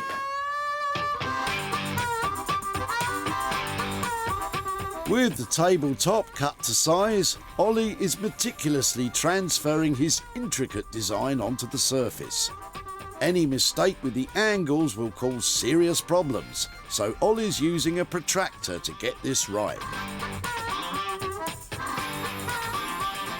Josh is cutting the floorboards to the required width for Ollie's design, 100mm, using the table saw. Hopefully they're all going to be the same. So when we line out our pattern on the table, they should all like meet up nicely. Hopefully, should. I'm getting a bit worried here, Josh. So I've put out the design. Oh yeah, nice. Oh, that looks really cool. So I guess we get started with these ones then? Yeah. That's annoying. I've measured 10mm, 100mm that on the straight and not on there. All slightly off. Uh-oh. Ollie's made a mistake on his angle measurements, meaning the space for the floorboards is just a teeny tiny bit narrow. Oh, Ollie, it happens to the best of us. Okay. Are they all like that? Yeah. That's okay. I just have to draw it out again. You're going to need a bigger rubber than that, Ollie.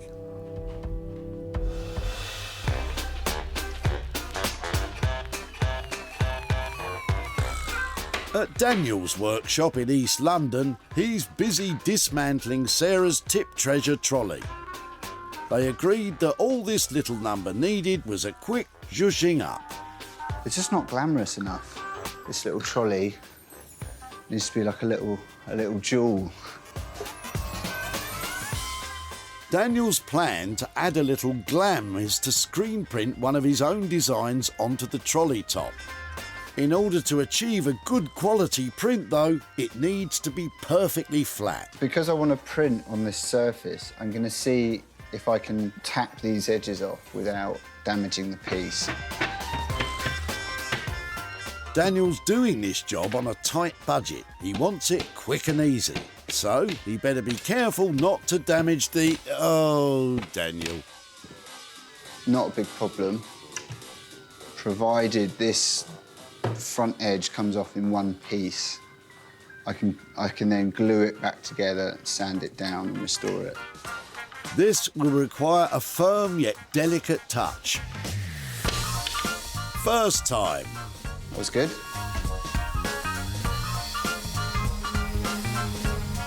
To prime the surface for the print, Daniel is sanding off the varnish to expose the grain of the wood. It's coming up really, really nicely. So nicely, in fact, that Daniel has decided to sand down all the parts of the trolley so that he can apply a new stain to it. This zhushing up doesn't seem to be so quick after all. I'm using quite a traditional wood finish. So it just brings out the grain, protects it as well. It gives it that really, really kind of rich finish to the wood. Daniel is using Danish oil to protect and colour the wood. This method will require multiple coats to achieve the desired finish. It seems Daniel just doesn't do quick and easy. Time now for the jewel in the crown, Daniel's print. He's hoping this will give the trolley the glamour it's crying out for. I'm hoping it will take well to the wood. I've sanded the wood so it's ready to take the ink. I think when you're working with salvage, you're always going to get some element of unpredictability. Don't worry, if it goes wrong, you can always wait for it to dry, sand it down and try again. Quick and easy, eh, Daniel?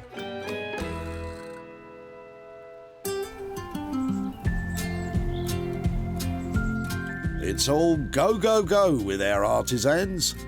But has Sarah got to grips with her photography kit to table lamp transformation? Well, I think that is basically what I need to go for. I think I've harnessed the style and know what I'm aiming at, but I think we could be onto something. Does Sarah still have that golden touch? Will we be shaken and stirred by her table lamp? Let's find out. Here it is, for your eyes only. It's a classic piece of Sarah styling, mixing parts of the photography kit with the freestanding clamp to create an industrial chic retro table lamp. It has a modern urban look with a touch of vintage va-va-voom. Sarah employed a qualified electrician to change the cable flex and add an on-off switch, making sure it was certified safe to sell. Some people say you only live once. In the case of this Russian photo kit, perhaps you only live twice is more apt. Well, that is definitely from Russia with love now. I've added a silk-covered flex, a nice Russian-looking inline switch, and I think altogether, kind of works. Barry was about to sling his brother's old photography equipment in the skip before Sarah stepped in. My brother used to do photo developing years ago and dumped it at my house, so I was about to dump it here. It was saved just in the nick of time. Wheeler dealer that she is, Sarah sold it to London-based antique shop Joseph Berry Interiors in Surbiton. Now Sarah is in Godalming. But is there a profit for Barry? Hello there. Hello, Sarah. How are you doing? Not so bad, you? Yeah, very well. Nice to see you. So, when I saw you at the recycling centre, you were throwing out... It wasn't your camera It was the kit. developing kit or some such thing. I don't know what it was. It had a really strong industrial look to it. I was trying to think of something to make out of it that would be a moneymaker. I thought, brutal, Russian, let's go lighting. So, here's how it ended up. What do you think? Yeah, that's good. Not what I expected, but very good. Because of the way it worked, it already had a lamp and the fitting in it, so it was a quick and easy conversion to make a fun bit of lighting. And I've got a little bit of profit too. I've got £4.50 there and another 30 quid there to go with it. So £34.50 for your old camera kit. Excellent result. Thank you very much. Is that a surprise? Absolute shock. It was for me as well, because I looked at it and I thought, it's Russian, it's industrial. How am I going to make it into something beautiful? But actually, it sort of came together. What might you do with £34.50? Well, my brother's the nominal owner, or was. His son goes to university next year. Right. So I was thinking, they probably don't use textbooks these days, but I suspect it'll be absorbed into his running costs. Fantastic. Thank you Thanks so so much. Sarah. OK, I hope he finds a use for that. I'm sure he will. Not in the bar. Thanks a lot. Thanks so much, Sarah. Sarah spent £40.50 creating the lamp. She sold it for 75 quid, giving Barry £34.50p, which his uni student nephew can spend on a round of drinks. Sorry, I mean pencils, pens and ring binders.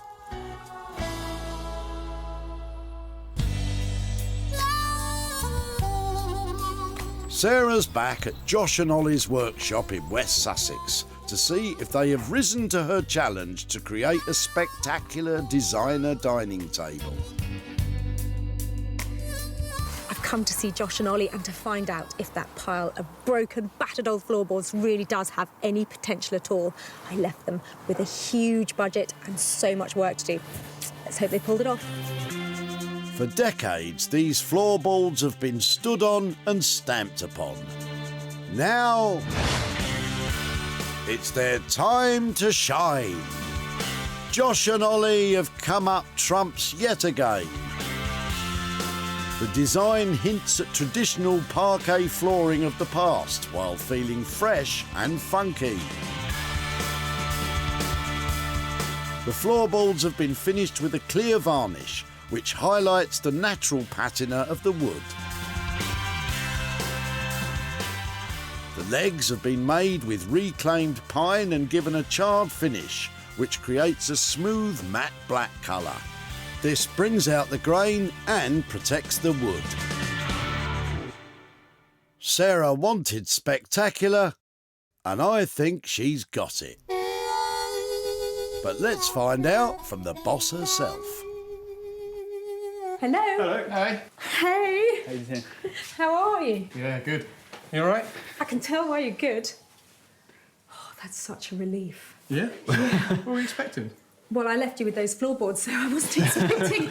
I was expecting something tricky. I thought it would be sort of rougher and less geometrically beautiful. It looks like it must have taken ages. It did take a while, the top. Yeah. For sure, yeah. I absolutely love the finish, because you haven't overworked it, have you? Once we nailed them down, then we gave it like a little wire brushing. But yeah, we just really wanted to keep that original like patina that was left on there, because it's so nice. I think that because of that, it'll go into all sorts of different houses. If it was highly polished, there'd be people who have antique furniture who couldn't have something like this in their house because it would really stand out. And that's quite cool for selling. Yeah, yeah. And size-wise, people will be able to do good family dining, loads of stuff in the middle. I mean, have you thought how many people actually sit at this? Well... Yeah. Oh no, let's not start this again, please. 8 to 10? Yeah. I mean, 10 at a real squeeze, I think. But, yeah. like, probably comfortably 8. Yeah, if you wanted, you could get quite a few people around, I think. Quite a few. That'll do for me. One number everyone agreed upon was the budget. This was a big job with a budget to match, £1,100. The boys have hit it bang on. I have high hopes this will be into a family home, you know, really quickly, because I've never seen anything like it. Cool. Well, good. It's a one-of-a-kind masterpiece from Josh and Ollie. Well, I think that is a lovely piece of design. They have managed so much with just a pile of floorboards. That can go into a bar, into a restaurant, or a great addition to a family home. That is a cracker. The old floorboards belonged to James, and all he could think to do with them was sling them in the skip. So he was happy to hand them over to Sarah. I'm full of hope for it. It'd be really nice. I don't think you're going to be disappointed, James. Sarah invited Amanda to view the table. She's from vintage and antique boutique Allinson Duke in County Durham. Really, really beautiful. Wow. Amanda was impressed, but in order to make a profit, Sarah had to sell it for over £1,100. Now she's in Surrey to show James what became of his floorboards and perhaps hand over some cash. Hello, James. Hello. How are you doing? Nice to see you. Yeah, and It's you. a while. It has been a while. Yeah. And so have your renovations finished? Because this is a house, wasn't it? We're those... done, yes. My new floor's down. Lovely. And the old floor is gone. Well, it has gone, but it's not been forgotten. Oh, that's nice. I took them to some really cool guys. They're called Josh and Ollie, and they love old stuff and making it into new stuff. And so I've got some pictures here to show you what happened to your really? floorboards. Great. Are you ready? I am. Go on. I love this, and I'm really excited. Here is a table made out of your floorboards. Oh, I say. Isn't that brilliant? Josh and Ollie spent a very long time making beautiful parquet out of them to surface the table, and they kept all of that lovely black stain that was on it originally. That's brilliant. Well done. I have to say, I stuck my neck out on this one. Did you? And I invested quite a bit of money. Okay. In fact, it was £1,100 Okay. for them to make a table like that. So it's quite difficult to make a profit on that. Yeah. But I'm delighted to say we did manage to sell it. It's going all the way to County Durham to a shop. And Is I have it? got £200 here for you, for Well, your it's old floorboards. hardly a trifle then. That's super. Well, I'm pleasantly surprised. 200 quid falls in your lap. What are you going to do with that? I was thinking about a rug. Fantastic. And we can probably buy a very nice one for that. Well, I would be so pleased to think that something like that is going on with that money, and it's right back where it should be. Oh, that'd be great. Thank Lovely. you very much. Total pleasure. Lovely to Thank see you again. Nice to see you Bye-bye. again. Bye-bye. Sarah spent a whopping £1,100 on the dining table, but sold it for an even whoppinger £1,300, giving James £200 that he'll spend on a new rug.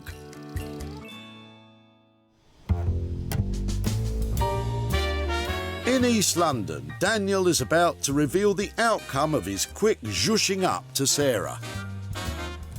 Well, I'm here to pick up my Danish drinks trolley and find out if Dan's £100 facelift has made it really sing. This trolley was a stylish little number that had seen better days. Those better days are back again, and they are better than ever. Daniel screen-printed an Art Deco design inspired by the bright lights of the Big Apple. His plan was to add a little glam and make this rough diamond sparkle again.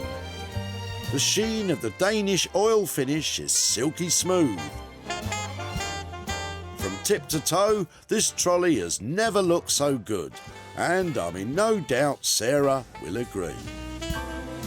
Hey, Dan. Hello, how you doing? Yeah, good to see you.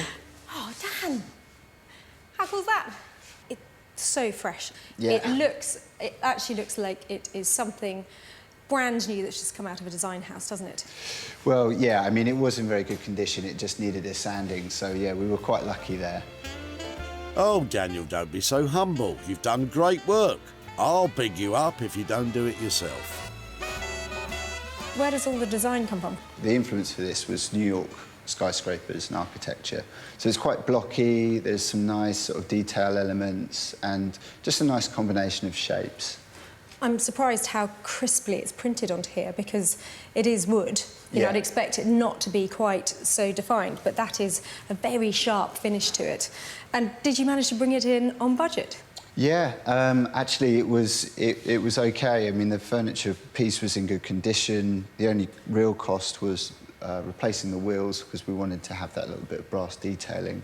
Well, I think it's beautiful. It's just sharp and fresh, and I love it. Please, can you wrap it up carefully for me? Yes, and I absolutely. will get that collected and off to a new home very soon. Wonderful. Thank you so much. Thank you, Sarah.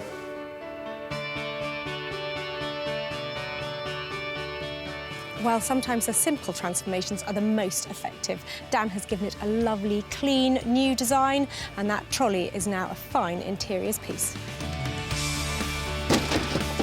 Claire was about to toss the trolley in the trash before Sarah saved it. I grew up with it, so if she can do something with it, I would be delighted. Well, Claire, prepare to be delighted. Pictures were posted online and the trolley sold to a private buyer. Sarah is at Claire's home to tell her what became of the trolley. Hi there. Oh, good morning. How are you, Claire? I'm very well, thank you. Yeah. I said I'd come back and find you if there was something to be done with your trolley. Right. Now, tell me, it was your parents' trolley, wasn't it? It was, yes. And we were down in Wales, where I was brought up. And that old trolley just sat in our TV room, and I remember it from my childhood. We loved its retro style. It had such a strong look. It looked like it was sort of 1960s when it was bought or designed. So we thought that it was worth going to town on it and making it look lovely. So took it up to Walthamstow to a lovely surface pattern designer called Dan. And I've got some pictures to show you what he did with it. OK. Here is your trolley after a makeover. Oh, my goodness. Goodness, that is so original.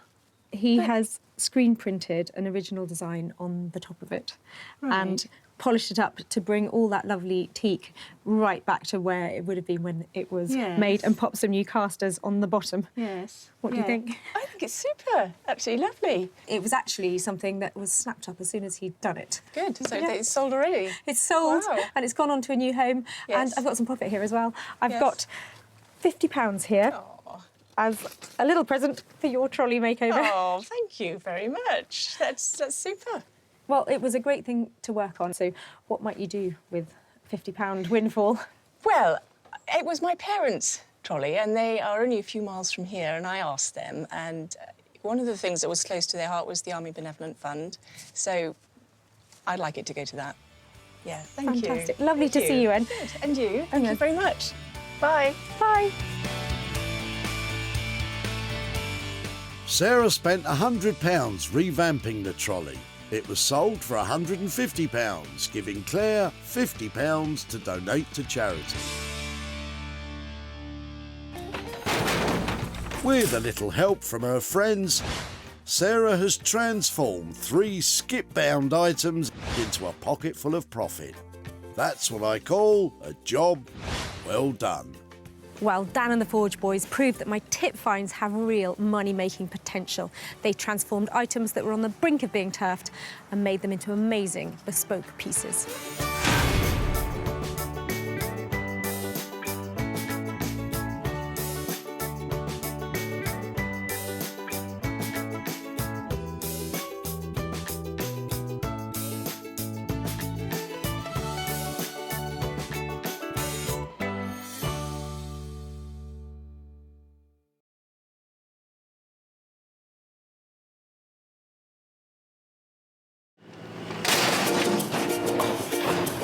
That's not going in there, is it? How do you make money for nothing? Ooh, that's got lovely legs. The answer could be hiding in over 20 million tonnes of household waste thrown out by us every year. I'm now going to swan off. That's why entrepreneur Sarah Moore wants to get her hands on things before they hit the skip. I'm a passionate maker, buyer and user of old stuff, and I turn that passion into a money-making business. I make new stuff out of old stuff and I sell it for a profit. And with some of the country's elite designers and makers... Let's brainstorm a little bit and see what we can do with it. It is absolutely gorgeous. She can transform her finds into desirable... I'm speechless. Valuable... That looks amazing. And hopefully saleable items. If Sarah is successful, then she can hand the profits back to the very people who had no idea there was cash to be made from their trash. That's lovely. It's a lovely ending.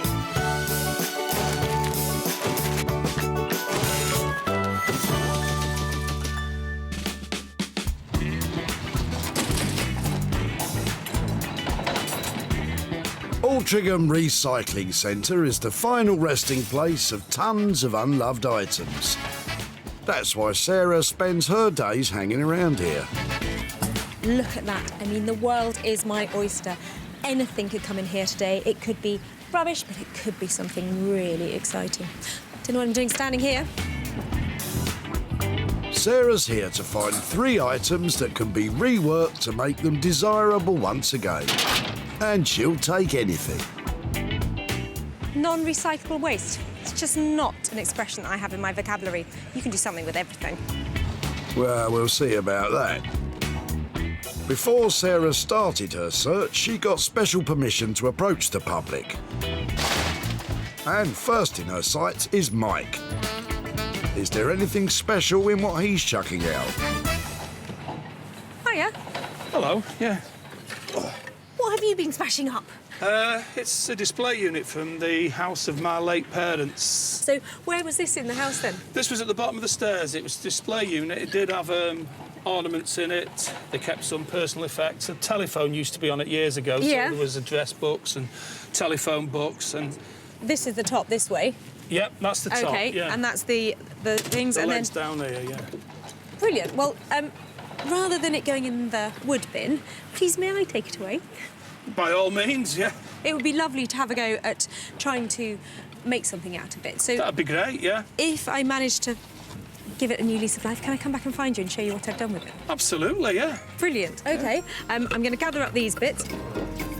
Sarah's snaffled the cut-up display cabinet as she sees some potential. Nice one. Thank you so much. I'll You're keep in welcome. touch. Cheers. Bye-bye. Bye-bye. I have no idea what Sarah's going to do with that, but does Mike? I imagine it can be polished up, cleaned up, varnished and turned into a display cabinet again, and someone else can get years of enjoyment out of it, just like its previous existence, really. Well, look at this poor old cabinet. It has been really bashed and battered on its way to the recycling centre. But I love it. I think it needs a bit of TLC and I think it'd be looking beautiful. Sarah knows exactly who to take it to. Meet Norman Wilkinson. He's a master craftsman with over 25 years' experience producing bespoke signature pieces and commissioned furniture. Oh, the stuff you get from the tip, some of it I'm thinking, what are we doing? But, you know, yeah, it's great fun. I mean, and also when you turn the weird and wonderful ones into something great and they sell it as well, and then someone's going to love it, I mean, that's what it's all about, isn't it? Norman loves the challenge of turning unloved items into treasured possessions.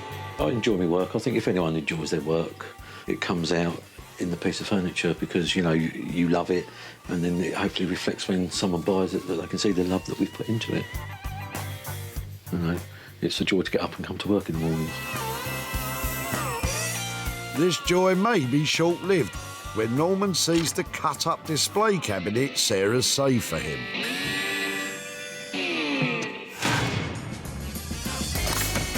With one item in the bag, Sarah's on the hunt for 2 more. Shouldn't be too hard to whip up a profit. Not with that, though. You're right, Sarah. A rusty whisk leaves me unstirred too. Perhaps Tom's boot will move you a little more. Hi there. Hi, you all right? Yeah, I'm all right. How are you? Fine. They look exciting. I was just going to tip them. So what, are they the old bench ends, are they? The old Victorian bench ends, actually. Let's have a look at that. They're very heavy. OK, well, let's leave it there for a second. But how long have you had those, then? In my garden, I've left them there about 2.5, 3 years now. OK.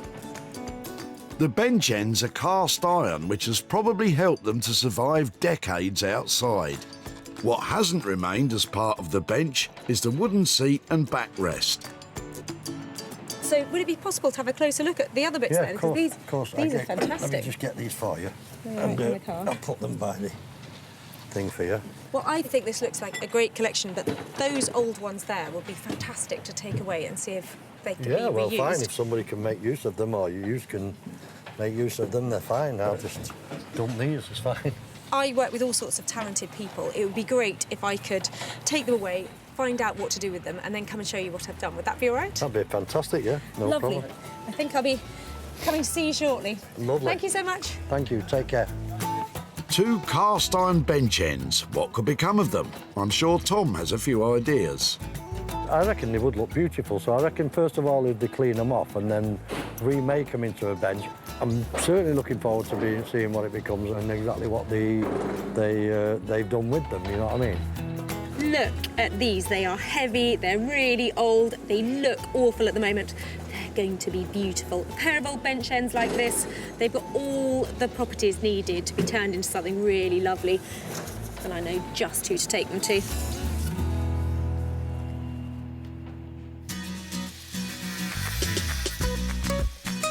Rupert Blanchard is a furniture designer and self-confessed hoarder of anything old he can turn into gold. I work mostly with reclaimed materials. These are found materials that other people have given up on, and I benefit from what other people throw away. But it's more than that. I spend a lot of time and a lot of energy and a lot of love in restoring things and somehow working people's rubbish back into their home as something brand new. I admire your recycling spirit, Rupert, but perhaps some things are better off left in the skip.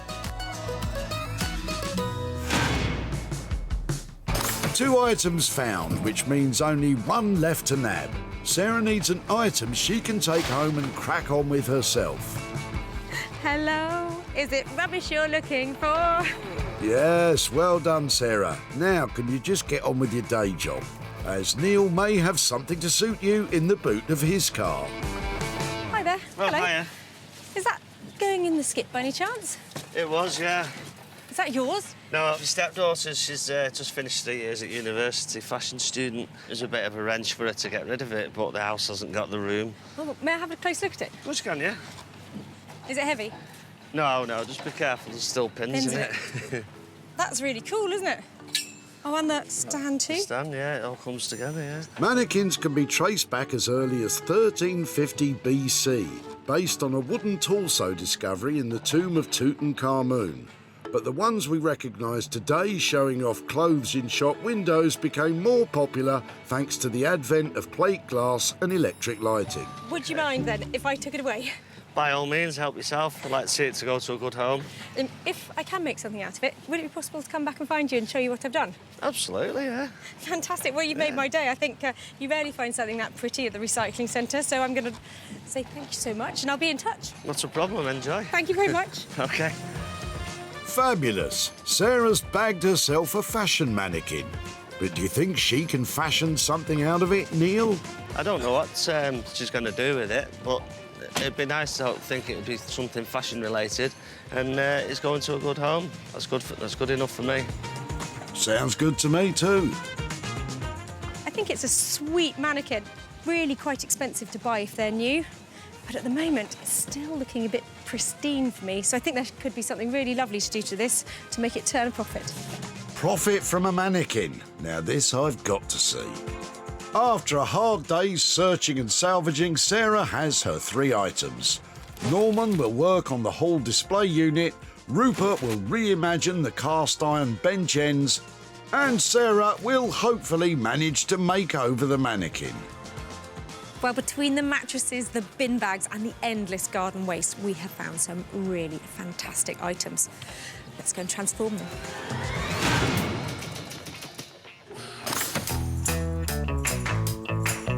Sarah's travelled to the village of Hellingley, where Norman works his magic with furniture old and new. But what will he make of Sarah's broken-down display cabinet? This I can't wait to see. Well, Sarah's on her way. Wondering what delights we'll have today. Well, if you were looking for a piece of deeply undesirable furniture that was not commercial and in a really bad state, I'd say that's a pretty good example. But it is old and it does have potential. I just hope Norman can see that. Fasten your seatbelts. This could be a bumpy ride. First impressions? Pick it up. Oh, no. Let's take it back out. It's not that bad.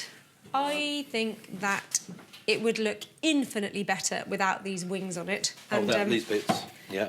And it does have all the period features to go back in. I would, number 1, turn the drawer round. Oh, that's clever. Yeah. We could put a nice base in it. We won't put a cornice on it. We'll put a nice, just a flat top on it, and then do a nice strong colour. You'll know when you're doing it, but I think quite dark might be quite cool. We will pick a good colour. We actually will pick one to surprise you. You like surprises, don't you? I'm more like the control freak of colour, actually. Yeah, I know you are. So it's going to be a freestanding cabinet with the side shelves removed and some new legs attached. Could be tricky and time-consuming. Norman, what's the best possible price you could possibly give me on this beautiful cabinet? The best possible price for you, doing all that and then getting the strong colour and everything, $295. Lovely. Well, thank you so much. And it's a deal. Over to you, Norman. We'll do our normal bit, take it apart and make it up as we go along, maybe. But I'm sure it'll work. It's just one of those ones where you think, well, we can sleep on it and then another day. Well, this one definitely needs a lot of work, but Norman is going to transform it, I know. He's going to make it into something sweet and saleable.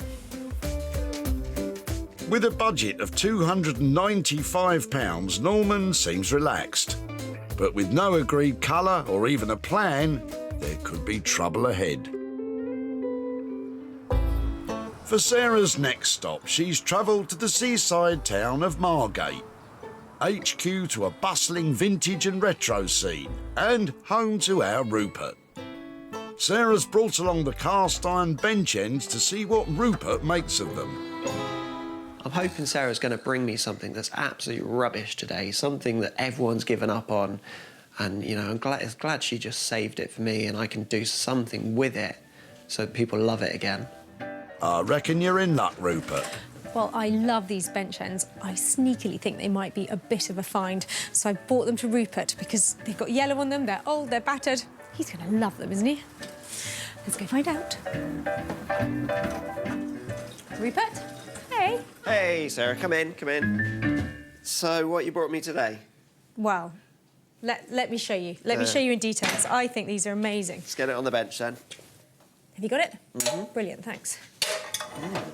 You get that one. Oh, lovely. Heavy, aren't they? Oh, they are a bit. What do you think? They're great, aren't they? Well, they've got this telltale little bit of Rupert yellow in there. I know you're a big yellow fan. A little bit of yellow. I do like yellow, but I do like cast iron as well, which they're definitely cast iron and very old. I imagine these are completely original. They've been languishing in a cottage garden, apparently.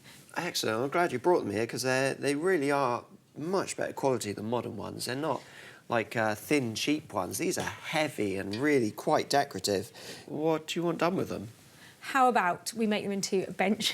A bench? OK. Well, I don't think I've ever made a cast iron bench before, but I'm up for the challenge. I guess first thoughts, a few different ideas. I could use scrap wood, make a really colourful bench. I could go traditional, really solid, something like mahogany, teak, something like this. Might be, you know, nice to try to do something a bit brighter, a bit more modern. Try to get this outdoor bench actually inside in someone's home, maybe. That would be lovely. And if it comes with a bit of distinctive Rupert twist to it, that would be even better. So, after much thought, these cast iron bench ends are to become, wait for it, a bench. Not just any old bench, but a bench with a Rupert twist. And Sarah has some ideas about how much a Rupert twist should cost. Anything that begins with a 2, I think, gives me margin to make some money out of it, so... OK, well, I know it's pushing it quite far for a bench, but if you could give me about £200, I can give you something that's going to be great. 200 quid sounds like a brilliant deal. Thank you so much. Done. Good luck with those. See you soon. Excellent, thank you. Bye. Well, that was easy. Well, my bench ends have got a brand new start, and I can't wait to see how Rupert makes them look. They're going to be fab, aren't they? I love that Sarah's actually brought me something really old this time.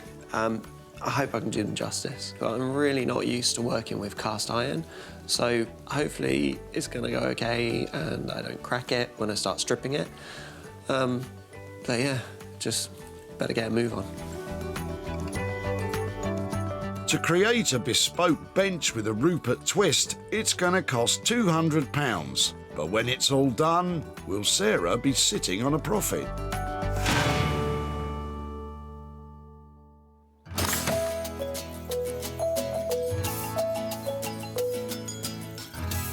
With our makers up and running, it's time for Sarah to head back home to West Sussex and start the transformation of the fashion mannequin. Though I'm not quite sure what she's going to do with it. I think it's quite nice the way it is, really. Well, it's quite a sweet little mannequin. It's got a real faux vintage look to it, though, and it's a bit wobbly and lightweight. I would like to make it into something that is beautiful, smart, looking really antique and old. Just the kind of thing that you might have in a shop or perhaps even in a bedroom to put your clothes on. I need to choose some lovely fabrics to go onto it and then work out how to make this look really beautiful. So it's staying a mannequin, but it'll be out with the new, in with the old, and Sarah's big wall of vintage fabrics is the perfect place to start. I'm looking for something that makes it feel like a kind of Victorian governess. I'm thinking bustles and lace and probably, look, there's a bit. Using the vintage fabric, Sarah will completely recover the surface to create the look of a 19th century mannequin. I think it needs a bit more volume. And to make it really authentic, there's another element she'll have to embellish. I'm trying to make it look a little bit more curvy because the antique ones, particularly the French ones, and those are the ones that sell for lots of money, are always really curvy. Oh la la! Sarah's using padding from an old pillow to accentuate the bust. That's certainly got a look to it. Compared to modern mannequins, classic French mannequins favoured a more ample frontage. Good grief. But it doesn't topple over. Oh dear. Let's get the staple gun out. Let's cover them up. The term mannequin originates from the French word mannequin. The first fashion mannequins were made from papier-mâché in France in the mid-19th century. Later, they were made of wax to produce a more lifelike appearance. Well, at last, the stitching's done. It has taken forever, but I think it's now got quite a sweet-looking shape, but I'm really not liking that bit down there.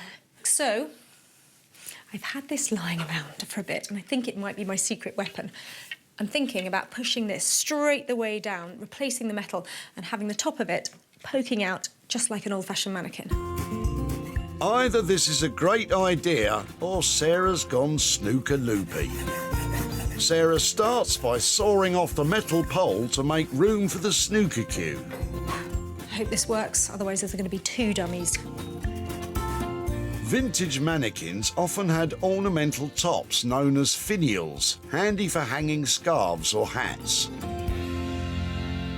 You're going to have to bear with me because I know it looks a bit odd at the moment, but I think in the end I know exactly how this is going to look and it's going to be fine. But I am a bit worried about the white of this fabric. It's going to get dirty really quickly if anybody touches it. So I've got a solution. In fact, I've got a paint solution for it. Sarah's watered down some grey emulsion paint, which looks like a puddle. Yes, I know it's paint and this is material, but trust me, it's going to work. Oh, it all started so well. Now it's got a snooker cue sticking out of it and she's painting it grey. I think we'll just leave her to it. So far, Sarah's spent £15 on materials and paint. Her ideas better pay off, or she'll be snookered.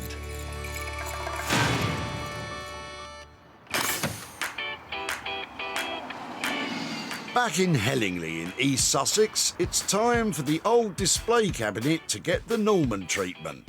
So, what's the plan? The plan is we're going to cut this off, and make it into a nice little glazed cabinet with a shelf underneath and everything. So I think it's one of these ones we'll see how we get on smashing it up, see what we've got left, and then work it out from there. Let's get those ideas hammered out then, Norman. Basically, this is going to be a much sleeker and more modern-looking freestanding display cabinet. Norman plans to make this cabinet go up in the world by adding a set of brand-new tapered legs.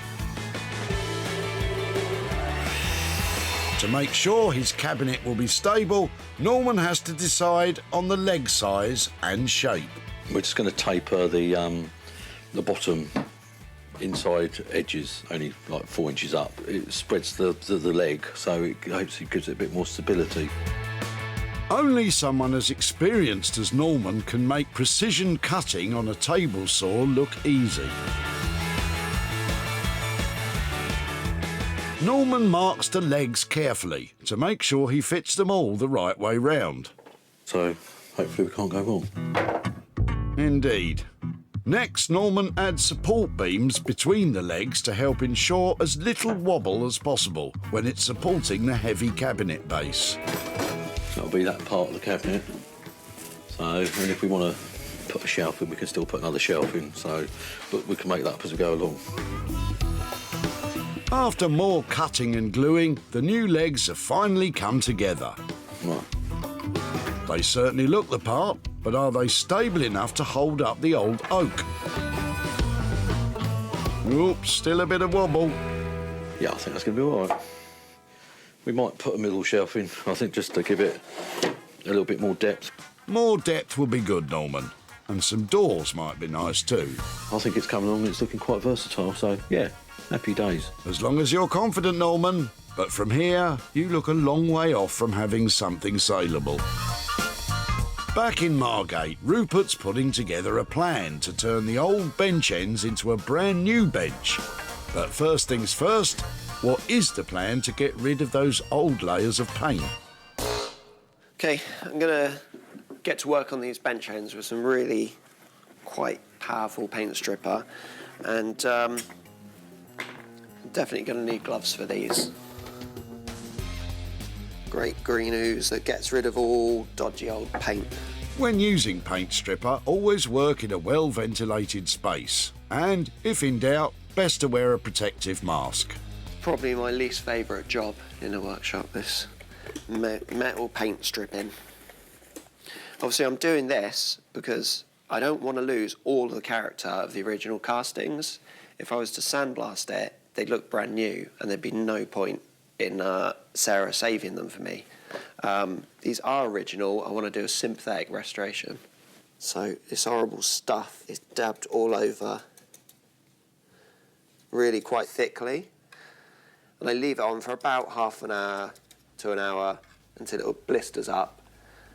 And I brush it away like magic. That's how it should happen. It rarely does.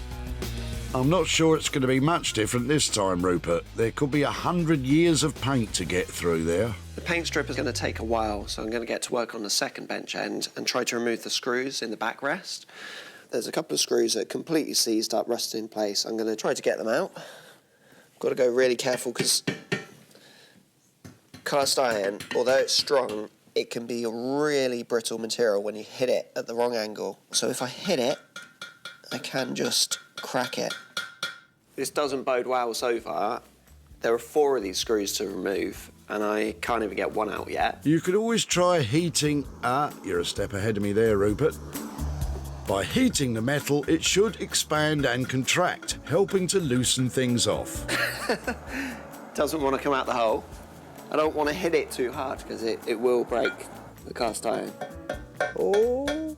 I think I can see it moving. Hey! There you go. Excellent. 1 screw down, 3 more to go. Thank goodness for that. Next, Rupert's taking some timber he recently picked up at a car boot sale and is cutting it into lengths to form the slats of the new bench. I think this is going to be a bit of a labour of love, because although it's starting to look like a bench, it's a long way from being a finished product. And now for the pièce de résistance, the Rupert twist.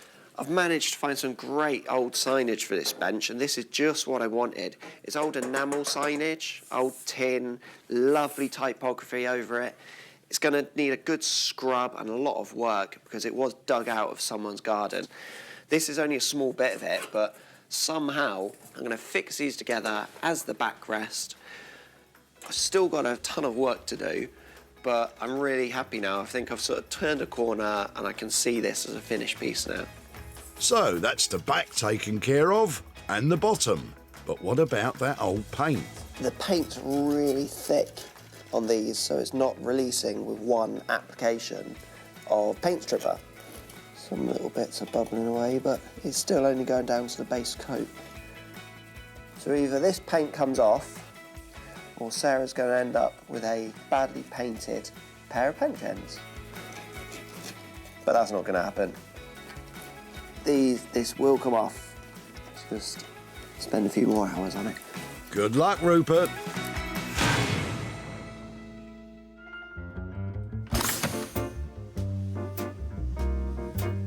Having left Rupert attempting to strip paint, we return now to West Sussex, where Sarah's been wrestling with a vintage project, the mannequin. And she's glad to be adding the finishing touches, as this project has been harder than expected. This is tough. When Sarah collected the mannequin at the tip, it was modern, floral, lacked substance and style. Now, it's been completely transformed to look like an old-fashioned French dressmaker's mannequin. Complete with a more curvaceous shape, Sarah has replaced the old metal support with a far more authentic wooden pole. Once a snooker cue, it has been painted with a matte black chalk paint finish. On the back, she's sewn in place a vintage nightdress complete with embroidered initials. While it might not be to everyone's taste, Sarah knows exactly the type of buyer this mannequin is perfect for. She's time-worn, she's old-fashioned looking, and I think those are going to be the charms that help sell her. And I'm hoping she'll be snapped up by somebody with a shop, perhaps vintage clothing, or somebody who sells jewellery, who really needs something like this to make their stuff look better. And she's a lovely, ample figure. And you don't normally find mannequins like that. I'll have to take your word for that, Sarah. In order to find her a new home, Sarah needs to take a few pictures to advertise her online. And with a bit of luck, the mannequin will be showing off new outfits before you know it. When Sarah caught up with Neil at the tip, he was about to throw a mannequin into a skip. Is that yours? No, my stepdaughter, she's just finished 3 years at university, fashion student. Sarah was suitably impressed. That's really cool, isn't it? Oh, and the stand too? Stand, yeah, it all comes together, yeah. Neil, on the other hand, couldn't see what could become of it. I don't know what she's going to do with it, but it'd be nice to think it'd be something fashion-related, and it's going to a good home. That's good enough for me. It's gone from tip-bound to total treasure. Though she may not be everyone's cup of tea in her new guise, the good news is that Rachel, the owner of Wreckage at Home, a vintage and reclamation shop in Doncaster, thinks she's great. We love this busty lady. We think she'll be a fantastic display piece and we're going to keep her in the shop. And she was quick to put her on show. But just how much was Rachel willing to pay? And was there any profit for Neil? Unfortunately, Neil isn't available to meet with me again, but I have made him a profit of £135 to send him for his mannequin. With Sarah spending just £15 on materials for this project and the newly aged mannequin selling for £150, that was a £135 profit for Neil.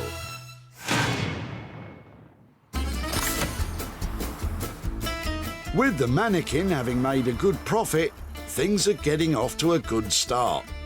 Sarah's back in Hellingley to see how Norman's got on. Well, I dropped off a battered old wall cabinet. It was out of fashion, out of love and out of a skip. So I'm hoping Norman has transformed it into the in thing.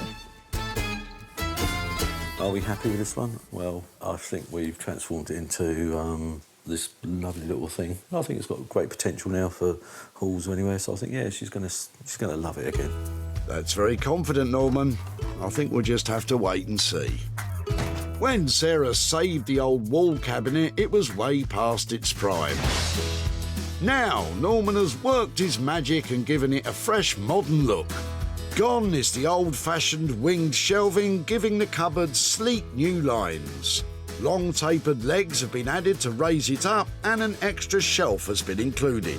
The drawer fronts have been smoothed and the original handles kept and reused. The joins are now beautiful and seamless, and the whole unit has been given a fresh new coat of racing green paint, setting off the white interior. But what will Sarah think? Norm? Hello, you. Okay, what do you think of that then? Norman, it's beautiful. I think it's come up well. And I recognise that. I mean, yeah, we took the pattern off the drawer, but I was going to put the drawer at the bottom. But then when we started doing it, I thought we looked more quirky at the top.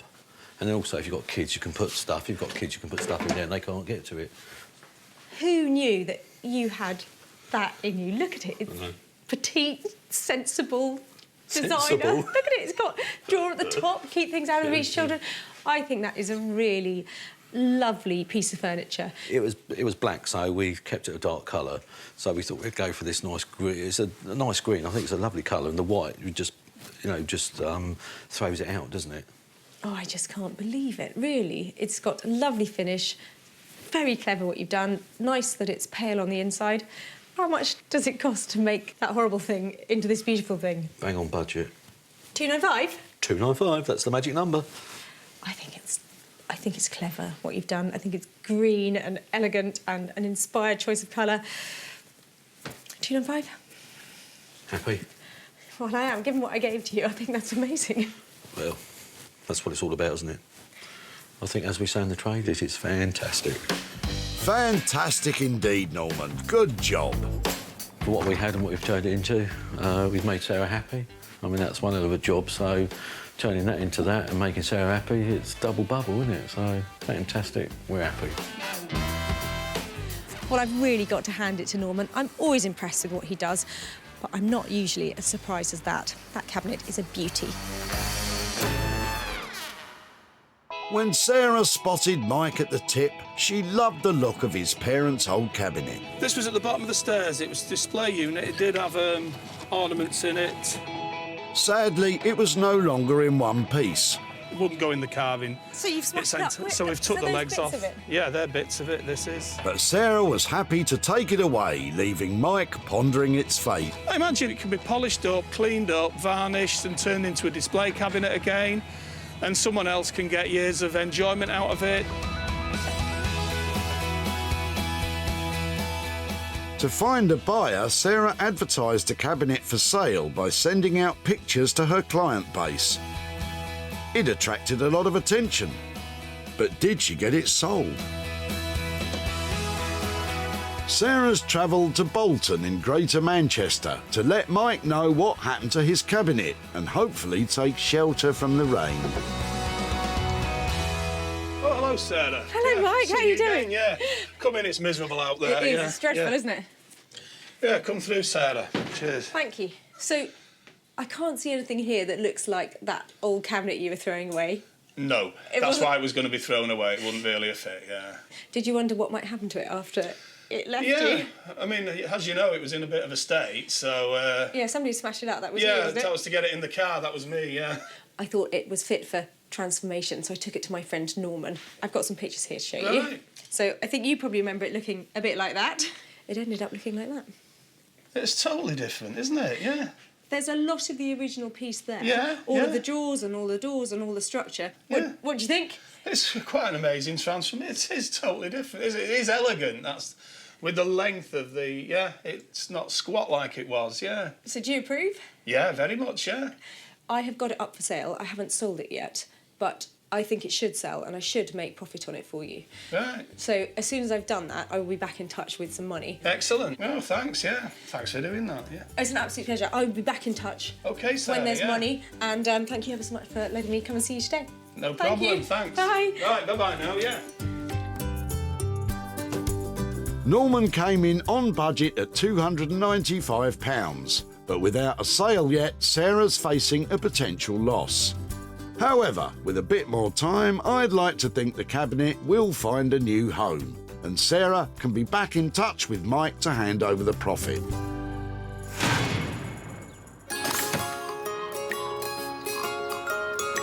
With 2 transformations now done and dusted, Sarah's returned to Margate to see if Rupert will make it 3.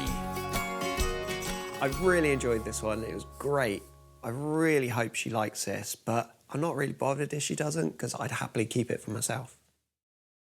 Well, I'm back in Margate to see what Rupert did with those bits of old bench that I dropped off. They were a beautiful pair of ends, but nothing in the middle, so I'm hoping he's filled that gap with something really stylish. When Sarah saved them, the old bench ends had nowhere to go but the tip. But now, just look at them. They are part of a beautiful bespoke bench.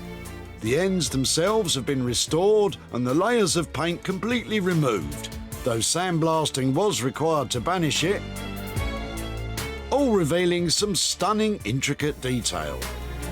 The seat has been created using teak timber and the backrest is a work of genius on its own. It has a purpose-built frame of reclaimed iron onto which is mounted an old advertising sign dug up from a garden. It's unique, but what will Sarah think? Hey. Hey, Sarah, you caught me sitting down on the job. Oh, So, my word. just about ready for you, and I'm pretty happy with it. I think it's lovely. Look at that sign on it. Beautiful. It's a heavy piece, but I think I'm glad you brought me these bench ends. They have really cleaned up. They've got so much more detail on them, haven't they? They're really great, but the layers and layers of paint, they were so stubborn, they did not want to come off. So in the end, I actually had them sandblasted. Right. And on the back, I've made a frame out of some old metalwork, which came from the scrapyard, and it was covered in layers of rust. And I sanded all of that back and gave the metal the same finish. The new metal that I've put on it, I've given the same finish as the old metal, the cast iron bench ends that you brought me. And I've used solid teak on the base and on the back. And obviously the backrest is an old advertising sign, so it was a bit of a task making this one, but I'd happily keep it if you don't want it, Sarah. I'm afraid I'm going to have to relieve you of it because I think this is going to go on and find a new home really quickly. It's such a strong piece of styling. So how much has all of that cost? I did go a little bit over budget because the sandblasting that had to be done in the end did cost an additional £60. So it's $260 all in. I definitely think I'm going to be seeing profit on that. It's a lovely piece. Thank you so much for doing it. Thank you. See ya. Bye. Well done, Rupert. I think she liked it. Well, I could have been picking up a traditional, industrial-looking bench, but what Rupert has created, well, that's unique. Yeah, Sarah might not even get this one. I might keep hold of this. I could fit this at home, definitely. When Sarah met up with Tom at the Altrincham tip, his heavy metal caught her eye. Are they the old bench ends, are they? The old Victorian bench ends, actually. The bench ends hadn't originally belonged to Tom. How long have you had those, then? In my garden, I've left them there about 2.5, 3 years now. OK. Giving them a new lease of life was an exciting prospect. I'm certainly looking forward to seeing what it becomes and exactly what they've done with them, you know what I mean? Well, Tom, I don't think you'll be disappointed when you see this bodacious beauty of a bench. Sarah included the bench at her barn sale at home, and amongst those casting admiring glances was Susan and William. It's very different, and it'll fit exactly in the place that we want a bench back at home. Never one to miss an opportunity, Sarah was quick to accept William's offer, and it wasn't long before the bench was heading for a new home.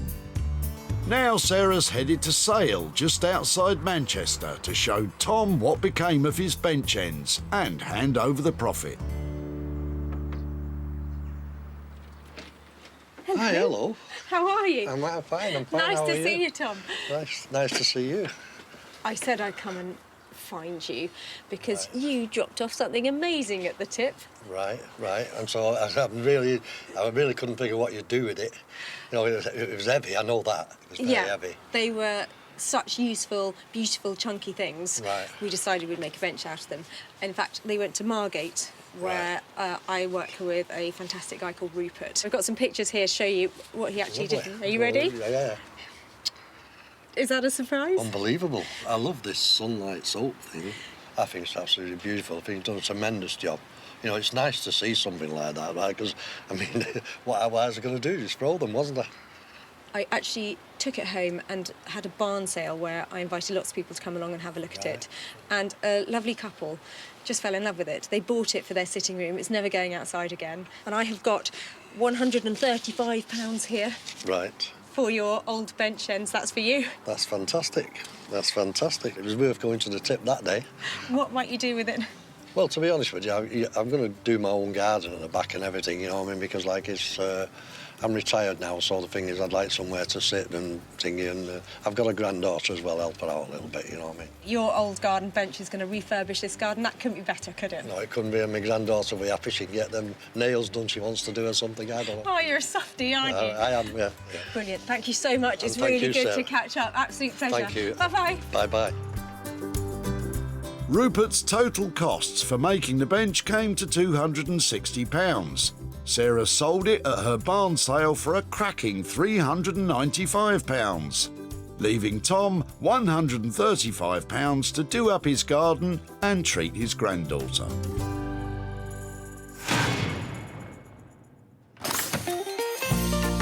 Sarah salvaged 3 items from the Altrincham tip. Norman worked on the old display cabinet, Rupert revived the old cast iron bench ends, and Sarah aced her mannequin project. Well, another 3 fantastic transformations and the chance to hand back some money for nothing too. Just goes to show there really is treasure to be found at the tip.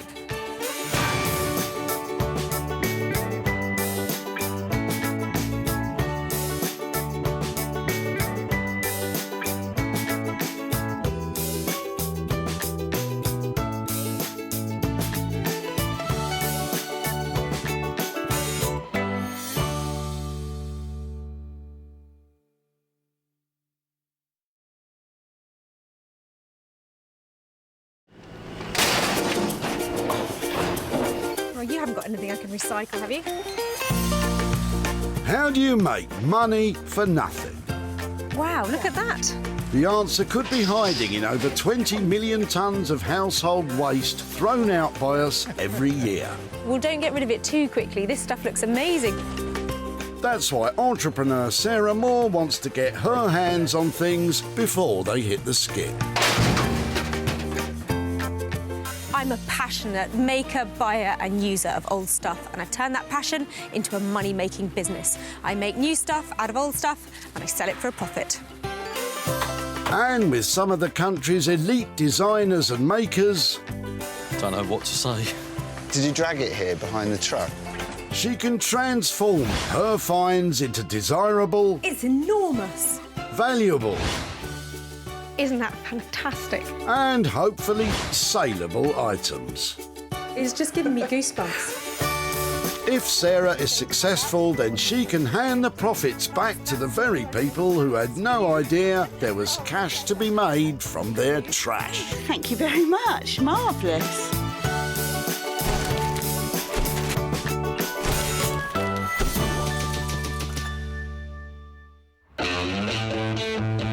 Welcome to Walsall Recycling Centre near Birmingham. When it comes to filling skips, this place is fast and furious. Sarah's on a mission to turn your trash into hard cash. Well, it's like the floodgates have opened because people are pouring in here. But I just need to find those little bits that I know are going to float a profit. But before you zip down to your local tip, be warned. Sarah has special permission to seek out 3 items that she can rejuvenate, repurpose and sell on for a profit. First to pique Sarah's interest is Jenny. But has she a car full of possibilities? You having a clear out? Just a little. What are you doing? Are you on the move? No, we're just having a big sort out. OK. All the rubbish. Looks like you've got some interesting bits and pieces. We've got some bits and pieces there, yes. Where's it all come from then? Is it the garage or...? Attic, 1 bedroom, 1 junk room, and that's it. OK. Do you think there's anything here we might be able to recycle? I don't know what we got. All sorts of bits and pieces. These are quite cute, aren't they? Oh, yeah, they're great. A pair of them. So, do you know when they were last used? Probably 12, 18 months ago. OK. Because we stick them on the top of the cupboard when we're watching telly in bed. Oh, right, It's the easy way to do it. So have you still got the bits for them? I don't know. It's amongst this lot if we have. OK. They've got a kind of retro appeal, haven't they? Haven't they? I quite like those. I'm just wondering if there's anything else in here that might sort of go with them. Can I have a quick rummage? Don't know. Have a rummage. Fab. Might keep that. You carry on. You know what you're after. I don't know. Well, do you know something? I just think that you never know what you can do with stuff like this. No. It's quite interesting. Never know. I think that might be my lot. If I can make anything out of that, shall I give you a shout? You do that. Fantastic. Thank you ever so much. It's rubbish to me. And to the rest of us, Jenny, and to the rest of us.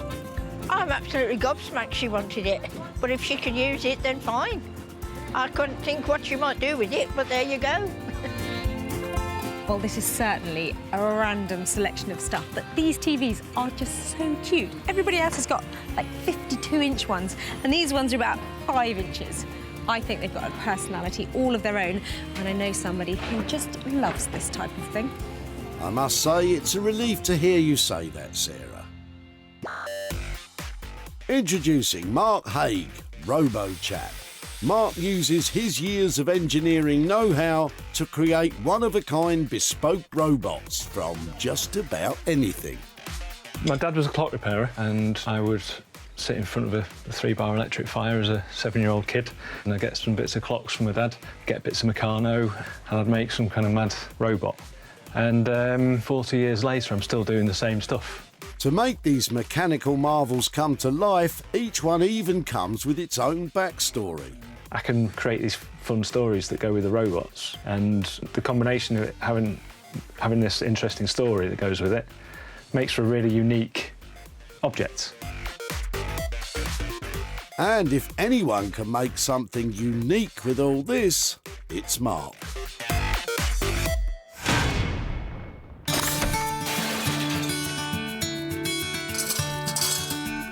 Righty-ho, that's 1 off the list and 2 to go. And while some items are well protected... Anything in there for me? No? Others are not protected enough. I've never played a violin before, can you tell? Yes, we can tell. Could Martin and Annette have something more palatable in their trailer? Something to bag Sarah some cash, perhaps? I can see clouds of woodworm dust coming out of that. What are you throwing away? It's basically wood chippings from an old shed that's been stored for probably 30 years. OK. So not yours, then? It's not mine. No, we bought the house, and now we're clearing the shed out. So, OK.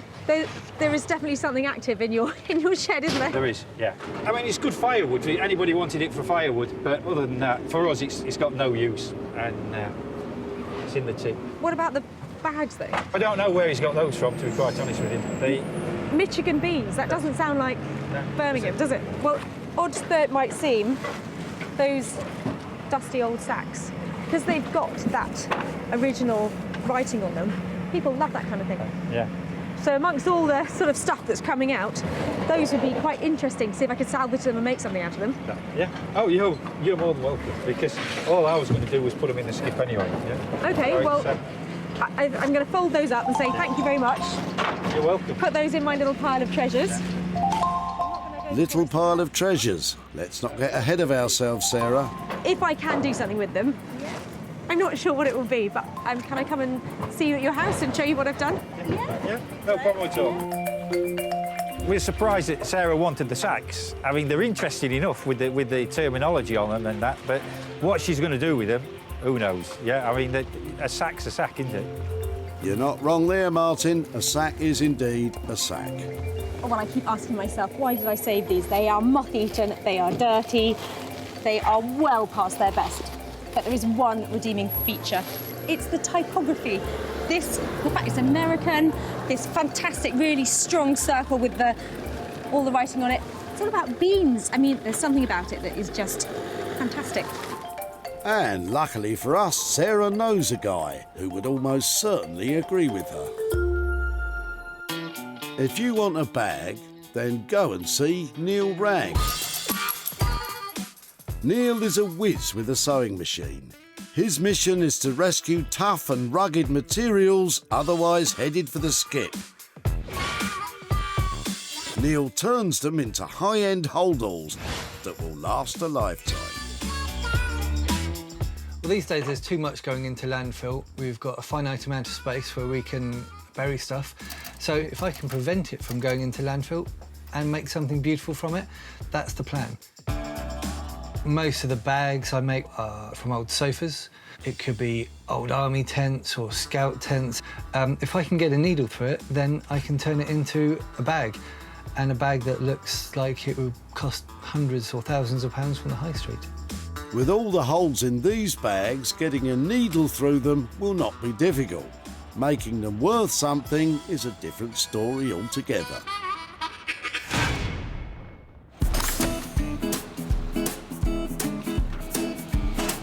Two items loaded into the money-for-nothing van.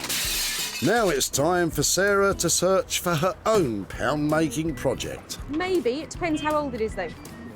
So, sort of 1950s stuff. Isn't he friendly? Right, buddy, you better get in there. We've got some work to do. Yes, you do, Sarah. And hopefully it will be Barry's furniture that piques your interest. Hiya. Hiya. They're nice. Are they going that way? Well, that's the intention, yes. Where have they come from? We're basically clearing out a relative's house. She passed away recently. Oh, no, I'm sorry to hear that. That's okay. They are lovely.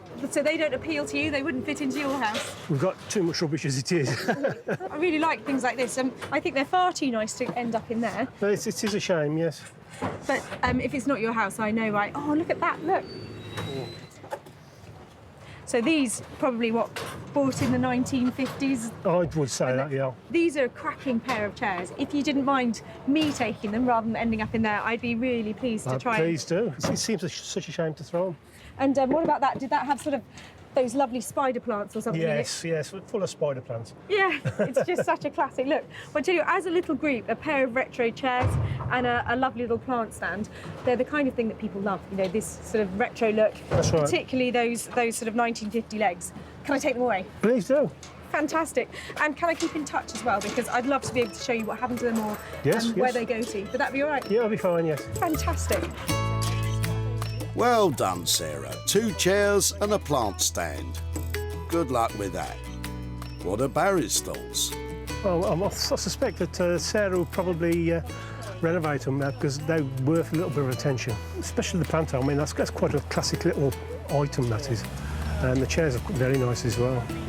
So have you noticed? These chairs are Urkel. These are British-made, stylish, collectible. There are heaps of people out there who absolutely love this furniture. And grouped together with this 50s plant stand, they look fantastic.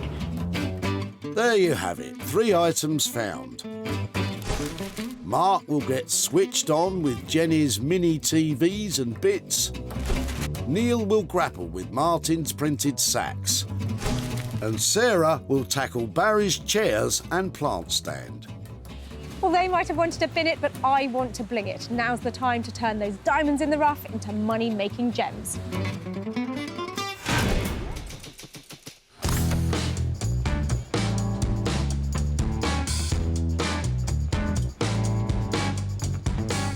Manchester, hailed for its industrial past.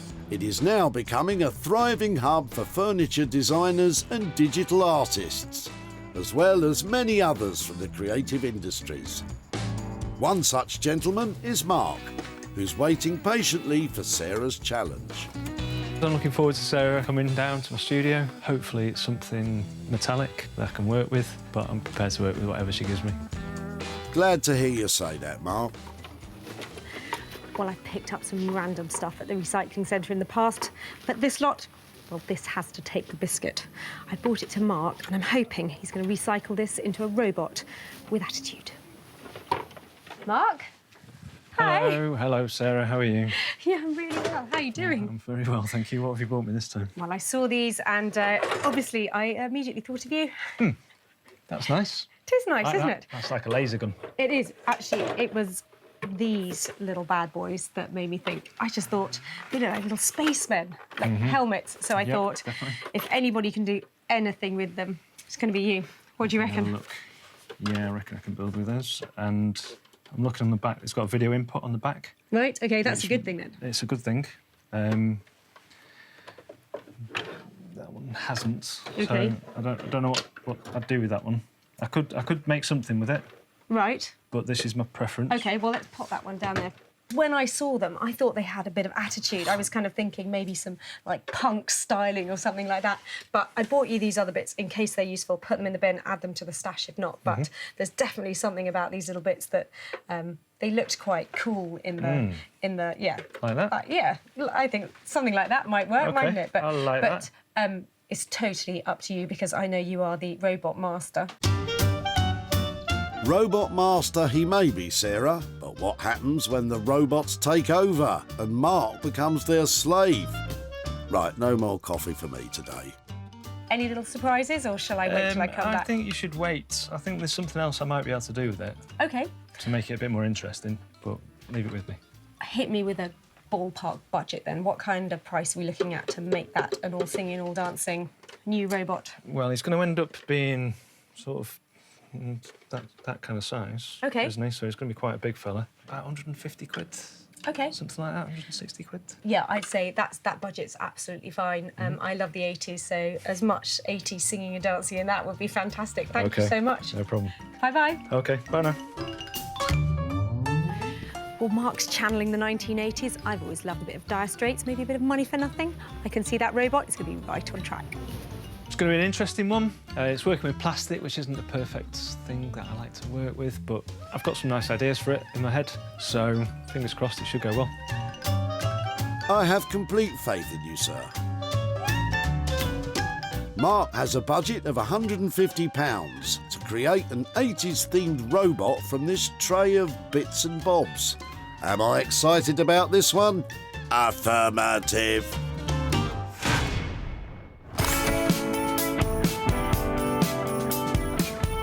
Marlow, Buckinghamshire, a town with a rich history going back 1,000 years. Around 30 miles west of central London, its ideal location on the River Thames makes it home to one of Britain's premier rowing clubs, producing Olympic oarsmen like Sir Steve Redgrave. But are Sarah's printed sacks going to seem like an Olympian task for Neil? Always looking forward to new challenges. Wouldn't be here if it wasn't fun doing something that was out of your comfort zone. So, yeah, slightly nervous to see what bizarre thing that she's going to bring. Here I am in super smart, quintessentially English Marlow with an absolute load of old rubbish. I know Neil's got a sense of humour. I just hope he finds something to laugh about with this lot.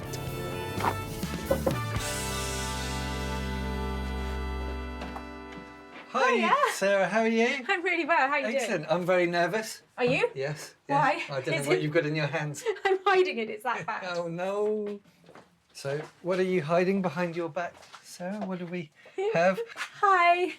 Hi, well, the sacks. We've got sacks. They've got a lovely print on them and they are covered in, I haven't touched them at all, they are tip fresh and they are covered in cobwebs. But they have got beautiful print on them. So where do we think they've come from? These have been used as wood store for 30 years. And before American. that, they came from Michigan. Yeah, they are virtually unusable. There's probably enough here to make. Oh, no, look at that. Do you like it? Yeah. We've got Michigan casserole and Michigan navy beans. Well, they look great. I mean, it's an ordinary sack otherwise, isn't it? It's a very standard sack. But with the logos, they're lovely. I must say Neil's enthusiasm for the old sacks is putting my mind at ease. And getting me excited about what he'll do with them. You could just keep things really low cost on this. So keep it simple and just make them into simple shopping bags, you know, adding a lining to it. Leather strap, you know, it doesn't add any extra time to do this, but you've got something that there's not going to be any more of these on the planet. That sounds great. I mean, there's 3 there that look like they might work. That one is shoddy. Yeah, maybe not. And that one, That one's maybe fine. some of it. OK, so if we're looking at potentially 4 bags here, what kind of money do you want me to leave you with as a whole for transforming that into 4, or price, whichever way you want to price it? Well, if I'm going to make something very simple, a simple shopping bag, you know, you're looking at a tenner each, that's all. Perfect. I tell you what, I'll give you 50 quid and see what you can do with the offcuts. OK. You'll think of something. Yes, OK, thank you. A sack's a sack, you know, and they're standard sacks, but the fact that she's found something that is utterly unique is very exciting because the logo is really cool. So it is something that not many people are going to own, 4 people possibly on the planet. There are not many people as enthusiastic and creative as Neil Ragg. He seems like he's going to take up the challenge with relish, and I cannot wait to see what he does with those old sacks. But with a budget of just £50, will they be strong enough to deliver the goods?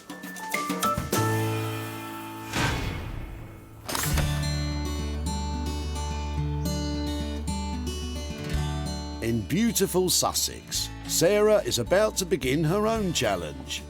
And she's happy to be working on a furniture favourite.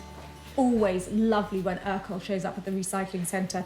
It's a sweet pair of chairs here, and this plant stand is oozing 1960s.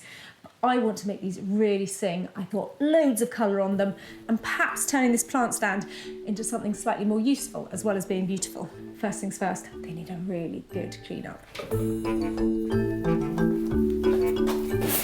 Urkel dates back to the 1920s, and it was established in High Wycombe, Buckinghamshire. The company's ability to perfect steam bending their woods took them into mass production. Their furniture became a hit in post-war Britain. You can't beat a lovely bit of British-made Urkel. Fantastic legs, beech frame on the seat, and really stylish. So if I can paint them and get rid of this tired, old, orange-looking varnish, and I think they'll look really smart. I'll be the judge of that, Sarah. Scrubbing done, time for some painting. I've got some lovely colours here, and I think I'm just going to paint each individual element a different colour and see how it turns out. My plan is to paint it, rub it down a bit so it smooths it and makes it look really soft, and then lacquer the whole lot so it's got a sort of semi-gloss to it. I like that bit best.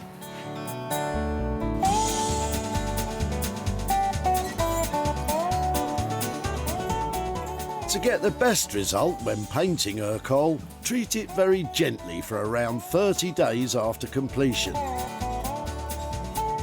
This is because paint doesn't reach its hardest point till then. I love colours together. I love pinks, I love greens. I love them to be bright and fresh. I like natural, beautiful, mossy colours. But most of all, I just love stuff that makes you really happy when you look at it. Yeah, like a very colourful picture of me, for example. I get it. You can update Urkel with colour and it looks really good. It's not everybody's cup of tea, because some people like it really pure, just as it came off the factory line. But for me, if it sells it and it makes it look lovely, then I'm happy to paint it. Well, I've got a bit of experimenting to do, but I think this will probably work. What do you reckon? A bit of that next? Probably best I leave the colour choices to you, Sarah. It's as good as any. Sarah has spent £10 so far on materials, and hopefully this colourful approach is the bright idea that will help us turn a profit. While Sarah cracks on, it's time to head to Manchester, where Mark has begun the process which will hopefully introduce a new character to the world. So I normally work by putting my parts down on my table, seeing how it looks as a sort of two-dimensional sculpture. 1980s kind of feel of a body, some arms, something like that, just to get a feel, and some legs, something like that. But to be honest with you, as I'm looking at it, I'm not really feeling it as a sculpture. It doesn't really appeal to me. So I'm going to go against Sarah, which I might get into trouble for, and I'm going to change the design. I've got to do what I feel, so that's what I'm going to do. Mark, we trust you. Go for it. Even though the TV is 80s plastic, Mark believes that a steampunk theme is the way forward. Steampunk is a term that originated from science fiction novels. It takes its inspiration from the Industrial Revolution, Victorian Britain and the American Wild West. I've got various wooden boxes around and things. Somewhere around here I've got something that is the right size. It's already got that kind of steampunk feel to it with the dark wood, but I'm going to dress it as well. So there'll be dials on there and knobs and sort of steampunk dressings on there. At the moment, I'm just getting it for scale. Which is where the fun part of the process really kicks in. I'm just going to go to my leg collection. A leg collection. Every robot maker's dream. I'm feeling that a lot more. It's looking a lot nicer. As a scale, I'm quite happy with that. Once Mark is happy with the scale, it's a case of layering on parts from his treasure trove of bits and pieces to help give the robot character. So I'm going to put the legs on. That entails drilling through the tin on here. I'm ambidextrous, which always comes in useful when you're building robots. Very handy.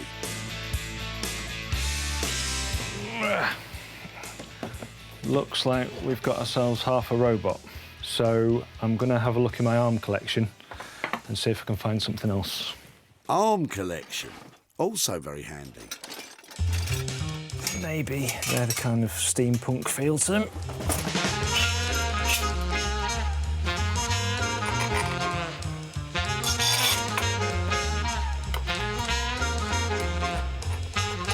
And just temporarily, I'm just going to put the head on the robot just to see where we're up to as a sculpture. It needs a neck, but it's getting there. It's looking something like what I was expecting it to look like. I like this steampunk look. Might even give it a try myself.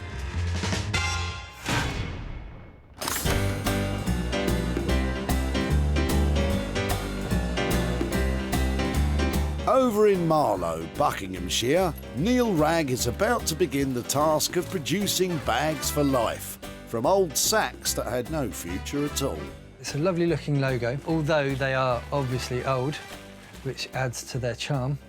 So I'm going to have to do something to maybe reinforce to avoid these holes, the fraying bits, and make a bag that is going to stand the test of time as well as look nice. Good plan, Neil. Let's do this. We're going to use these old curtains, just line the inside of the bag. Neil has decided to use curtains as the lining material, as it is soft but strong fabric that will not tear, and has the Brucey bonus of feeling nice to the touch. Excellent. Relatively simple, just sewing the two right sides together, and then I'll turn them inside out, and that way we've got no raw edges, it's nice and neat, a very simple bag, but will look quite different to any other bag for life you get.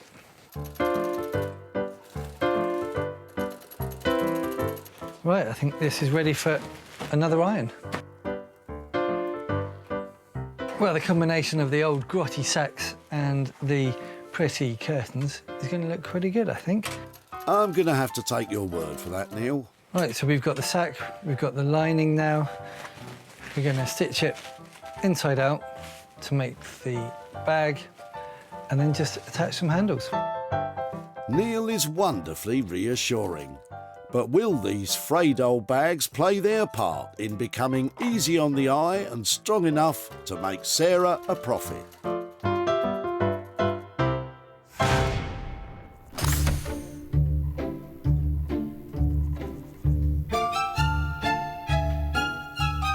In Sussex, Sarah is hard at work putting the finishing touches to the chairs and the plant stand. I've got some really fine copper sheet here, and what I want to do is put some little caps on the end of the front two legs just to make them look really beautiful. Any enhancement in the beauty department is always welcome.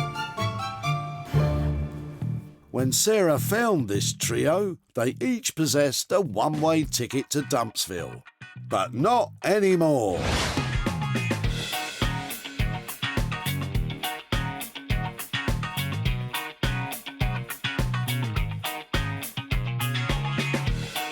The two chairs are now colour-tastic, with variations of blue leading the way.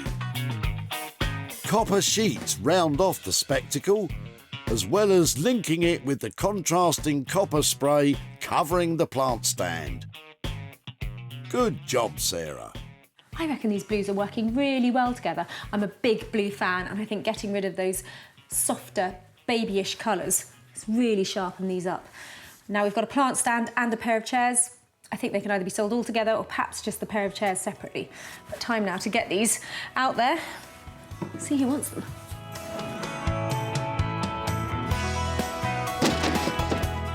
Sarah first caught sight of this lot as Barry was about to consign them for eternity to the skip. I really like things like this, and I think they're far too nice to end up in there. It is a shame, yes.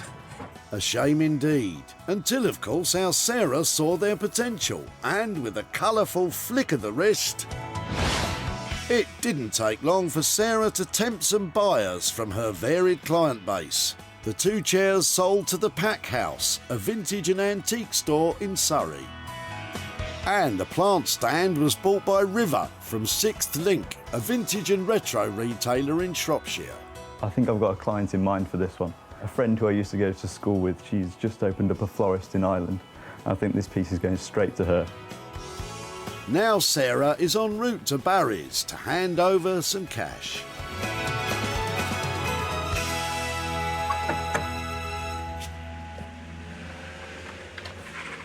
Hi there, Barry. Hello, how are you doing? I'm really well. Lovely to see you again. You've must meet you again. And you, and you. Now, you were being a really helpful relative when I last saw you. That's right, yes. Did you wonder what might happen when I took away your old Urkel chairs and your plant stand?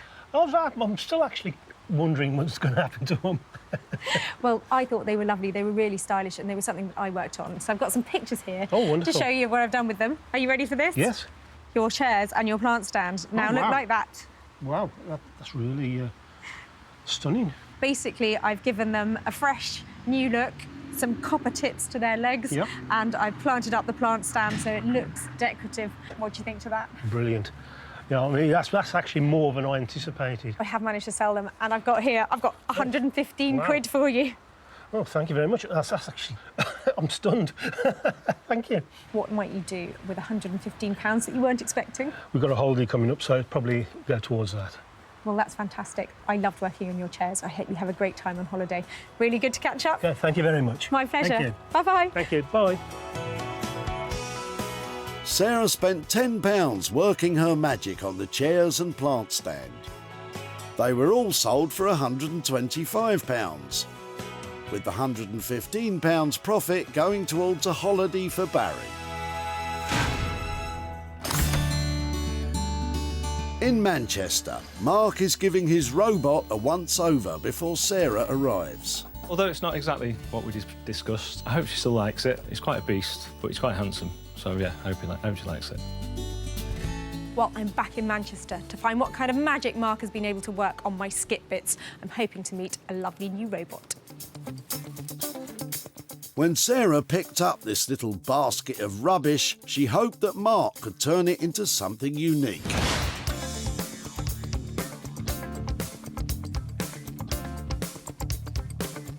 And Mark certainly has delivered. Feet made from lampshades, arms made from cooking utensils from the 1940s, rubber from a car suspension, all put together with imagination and skill, resulting not just in a robot, but in a personality. I wonder what the little guy's called. Hi, Mark. Oh, wow, how are you? I'm fine, thank you. This is Smurf Tickler. Smurf Tickler, my friends, is a robot who tickles little blue Smurfs. And I kinda like him. I love Smurf Tickler. He's amazing, look at that. Originally, I built him on this wooden box, Right. but it was too thin, so the head's quite wide. Yeah. So depth-wise, it didn't work. So I found this baking tray. It was exactly the right size. I love the way you combine things so it looks completely appropriate, because they feel like they're all of an era. There's something really cool about him. Yeah. Was he tricky? He was tricky to build, yeah. He may have been tricky to build, but that hasn't stopped Mark from including a little surprise. There's a media player inside there, so he does something. He talks. Does he? Yes. I press play. OK. Hello, what's your name? My name's Sarah. Hi. That's a nice name. Mine's Salvageable. Where do you come from? Just near Chichester. What do you like about where you come from? The green fields, mainly. That's wonderful. That is just so funny. What a lovely idea to add that element to it. Will the person who buys it be able to programme their own stuff onto it? Is that possible? There's a media player inside there. Right. And it's driven by a USB stick. OK. So you can put anything on that USB stick and it will show it on there and it'll play the audio out of the speaker as well.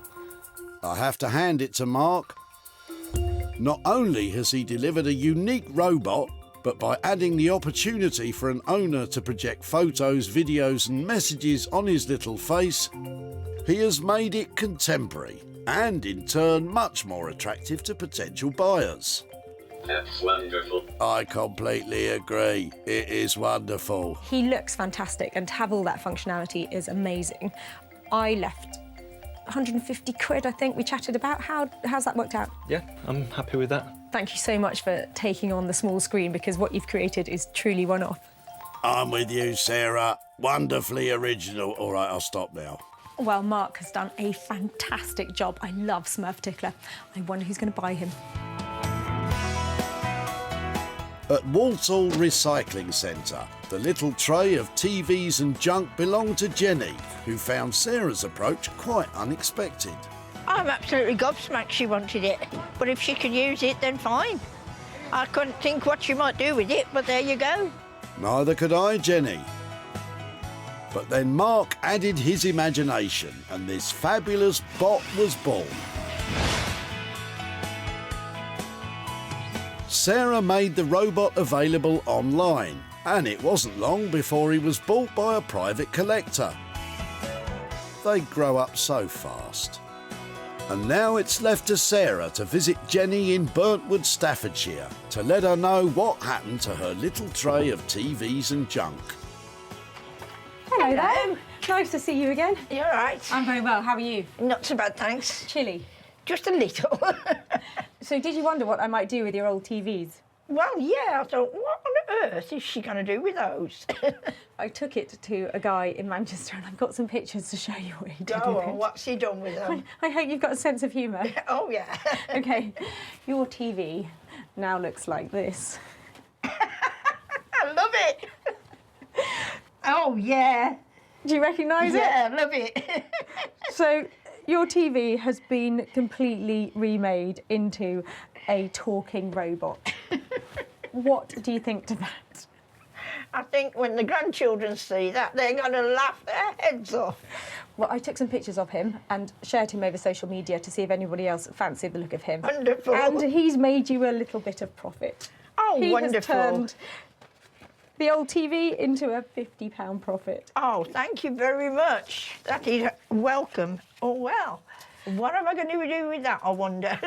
Yeah, well, go on then, tell me. What might you do with 50 quid? Well, I've got to take it to my brother and see what he wants to do with it, because the telly was his. Oh, well, I hope he finds a good use for it. It was a funny project to work on. I bet it was. I bet it was. Mark charged £150 to build the robot.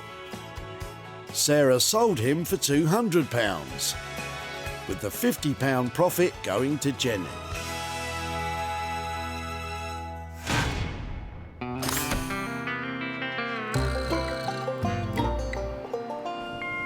In Marlow, Neil has finished transforming the old sacks. I'm looking forward to Sarah's arrival. I think I've done what she's after. I think she's going to be pleased. I think from turning something that was quite grotty into something that is far more high street. I always get so excited when I come to see Neil because he is a brilliant bag maker, and I'm hoping those sad sacks that I left are now full of beans. Sarah was asking a lot of Neil when she dropped off these old sacks.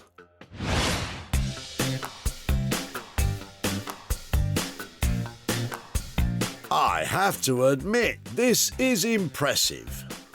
Neil has taken these old factory sacks, frayed, full of holes, ready to be dumped, and transformed them. Not only into bags, but bags for life. Curtains give it a soft yet durable lining. Pieces of sofa leather add more strength to the handles. And a layer of protective glaze adds more strength and shine, which brings it all together. Very impressive indeed. Hi, Sarah. Come on in. Thanks, how you doing? I'm very well. So, Here we go. You've got 4 old bean sacks, and they're still old bean sacks. They are old bean sacks, but they're beautiful. Good. I thought they'd be scrappy, I have to say. After what I left you, I mean, I so nearly passed these by. So they are lovely, aren't they? They're still bean sacks. They've still got holes. They're still a bit fraying, but they've now got a lining from an old curtain. They've got leather handles. They've got brass fittings. I think they look quite nice now. You are amazing. I'm with you, Sarah. Great job, Neil. And they scream reuse, don't they? So I think you should be really proud of yourself. They're lovely.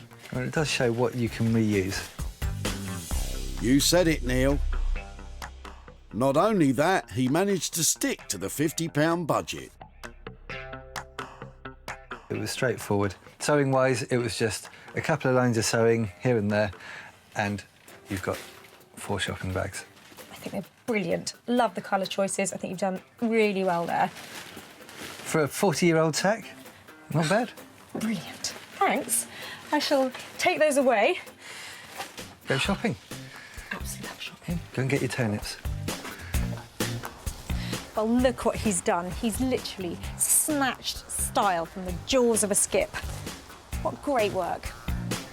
Well, I think that went rather well. From a bunch of old bean sacks that stayed looking essentially like a bunch of old bean sacks, she seemed very pleased. As Punch, like the rest of us. The old sacks belonged to Martin and Annette, who weren't quite sure what to make of Sarah's approach. We're surprised that Sarah wanted the sacks. I mean, they're interesting enough with the terminology on them and that, but what she's going to do with them, who knows? What she did was bring them along to Neil, who got out his trusty sewing machine, and voila, job done. The bags were snapped up by Nick from online retailer Smithers of Stamford. According to Neil, these are bags for life, and I don't think we're going to have any problem shifting these. I really think the ladies are going to love them. And now it's left to Sarah to hand over the profit.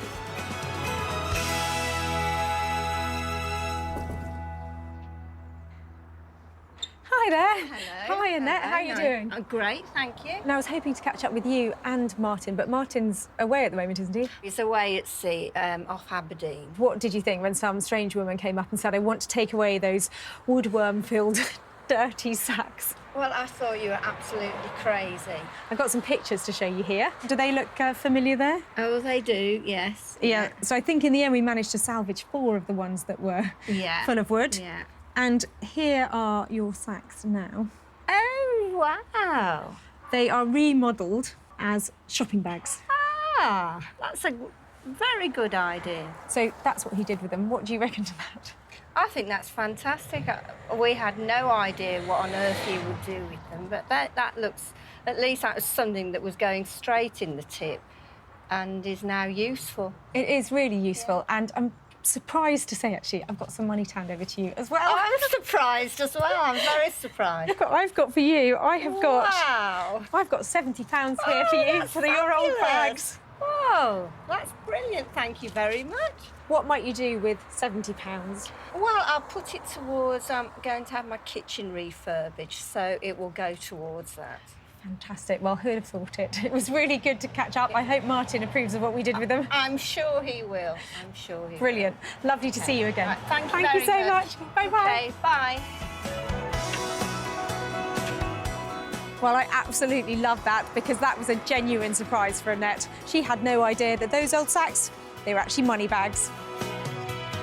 Neil charged £50 for the makeover. The bags were bought for £120, leaving a handsome £70 profit to go towards Martin and Annette's new kitchen. Sarah salvaged 3 items that were destined for the dump. Mark worked wonders making our robot. Neil bagged our respect with the printed sacks, and Sarah splashed colour on the chairs and the plant stand. Well, sometimes it's a challenge trying to make money for nothing out of random tip items. But Mark and Neil did a fantastic job. They had an eclectic collection to start with, and they really nailed it.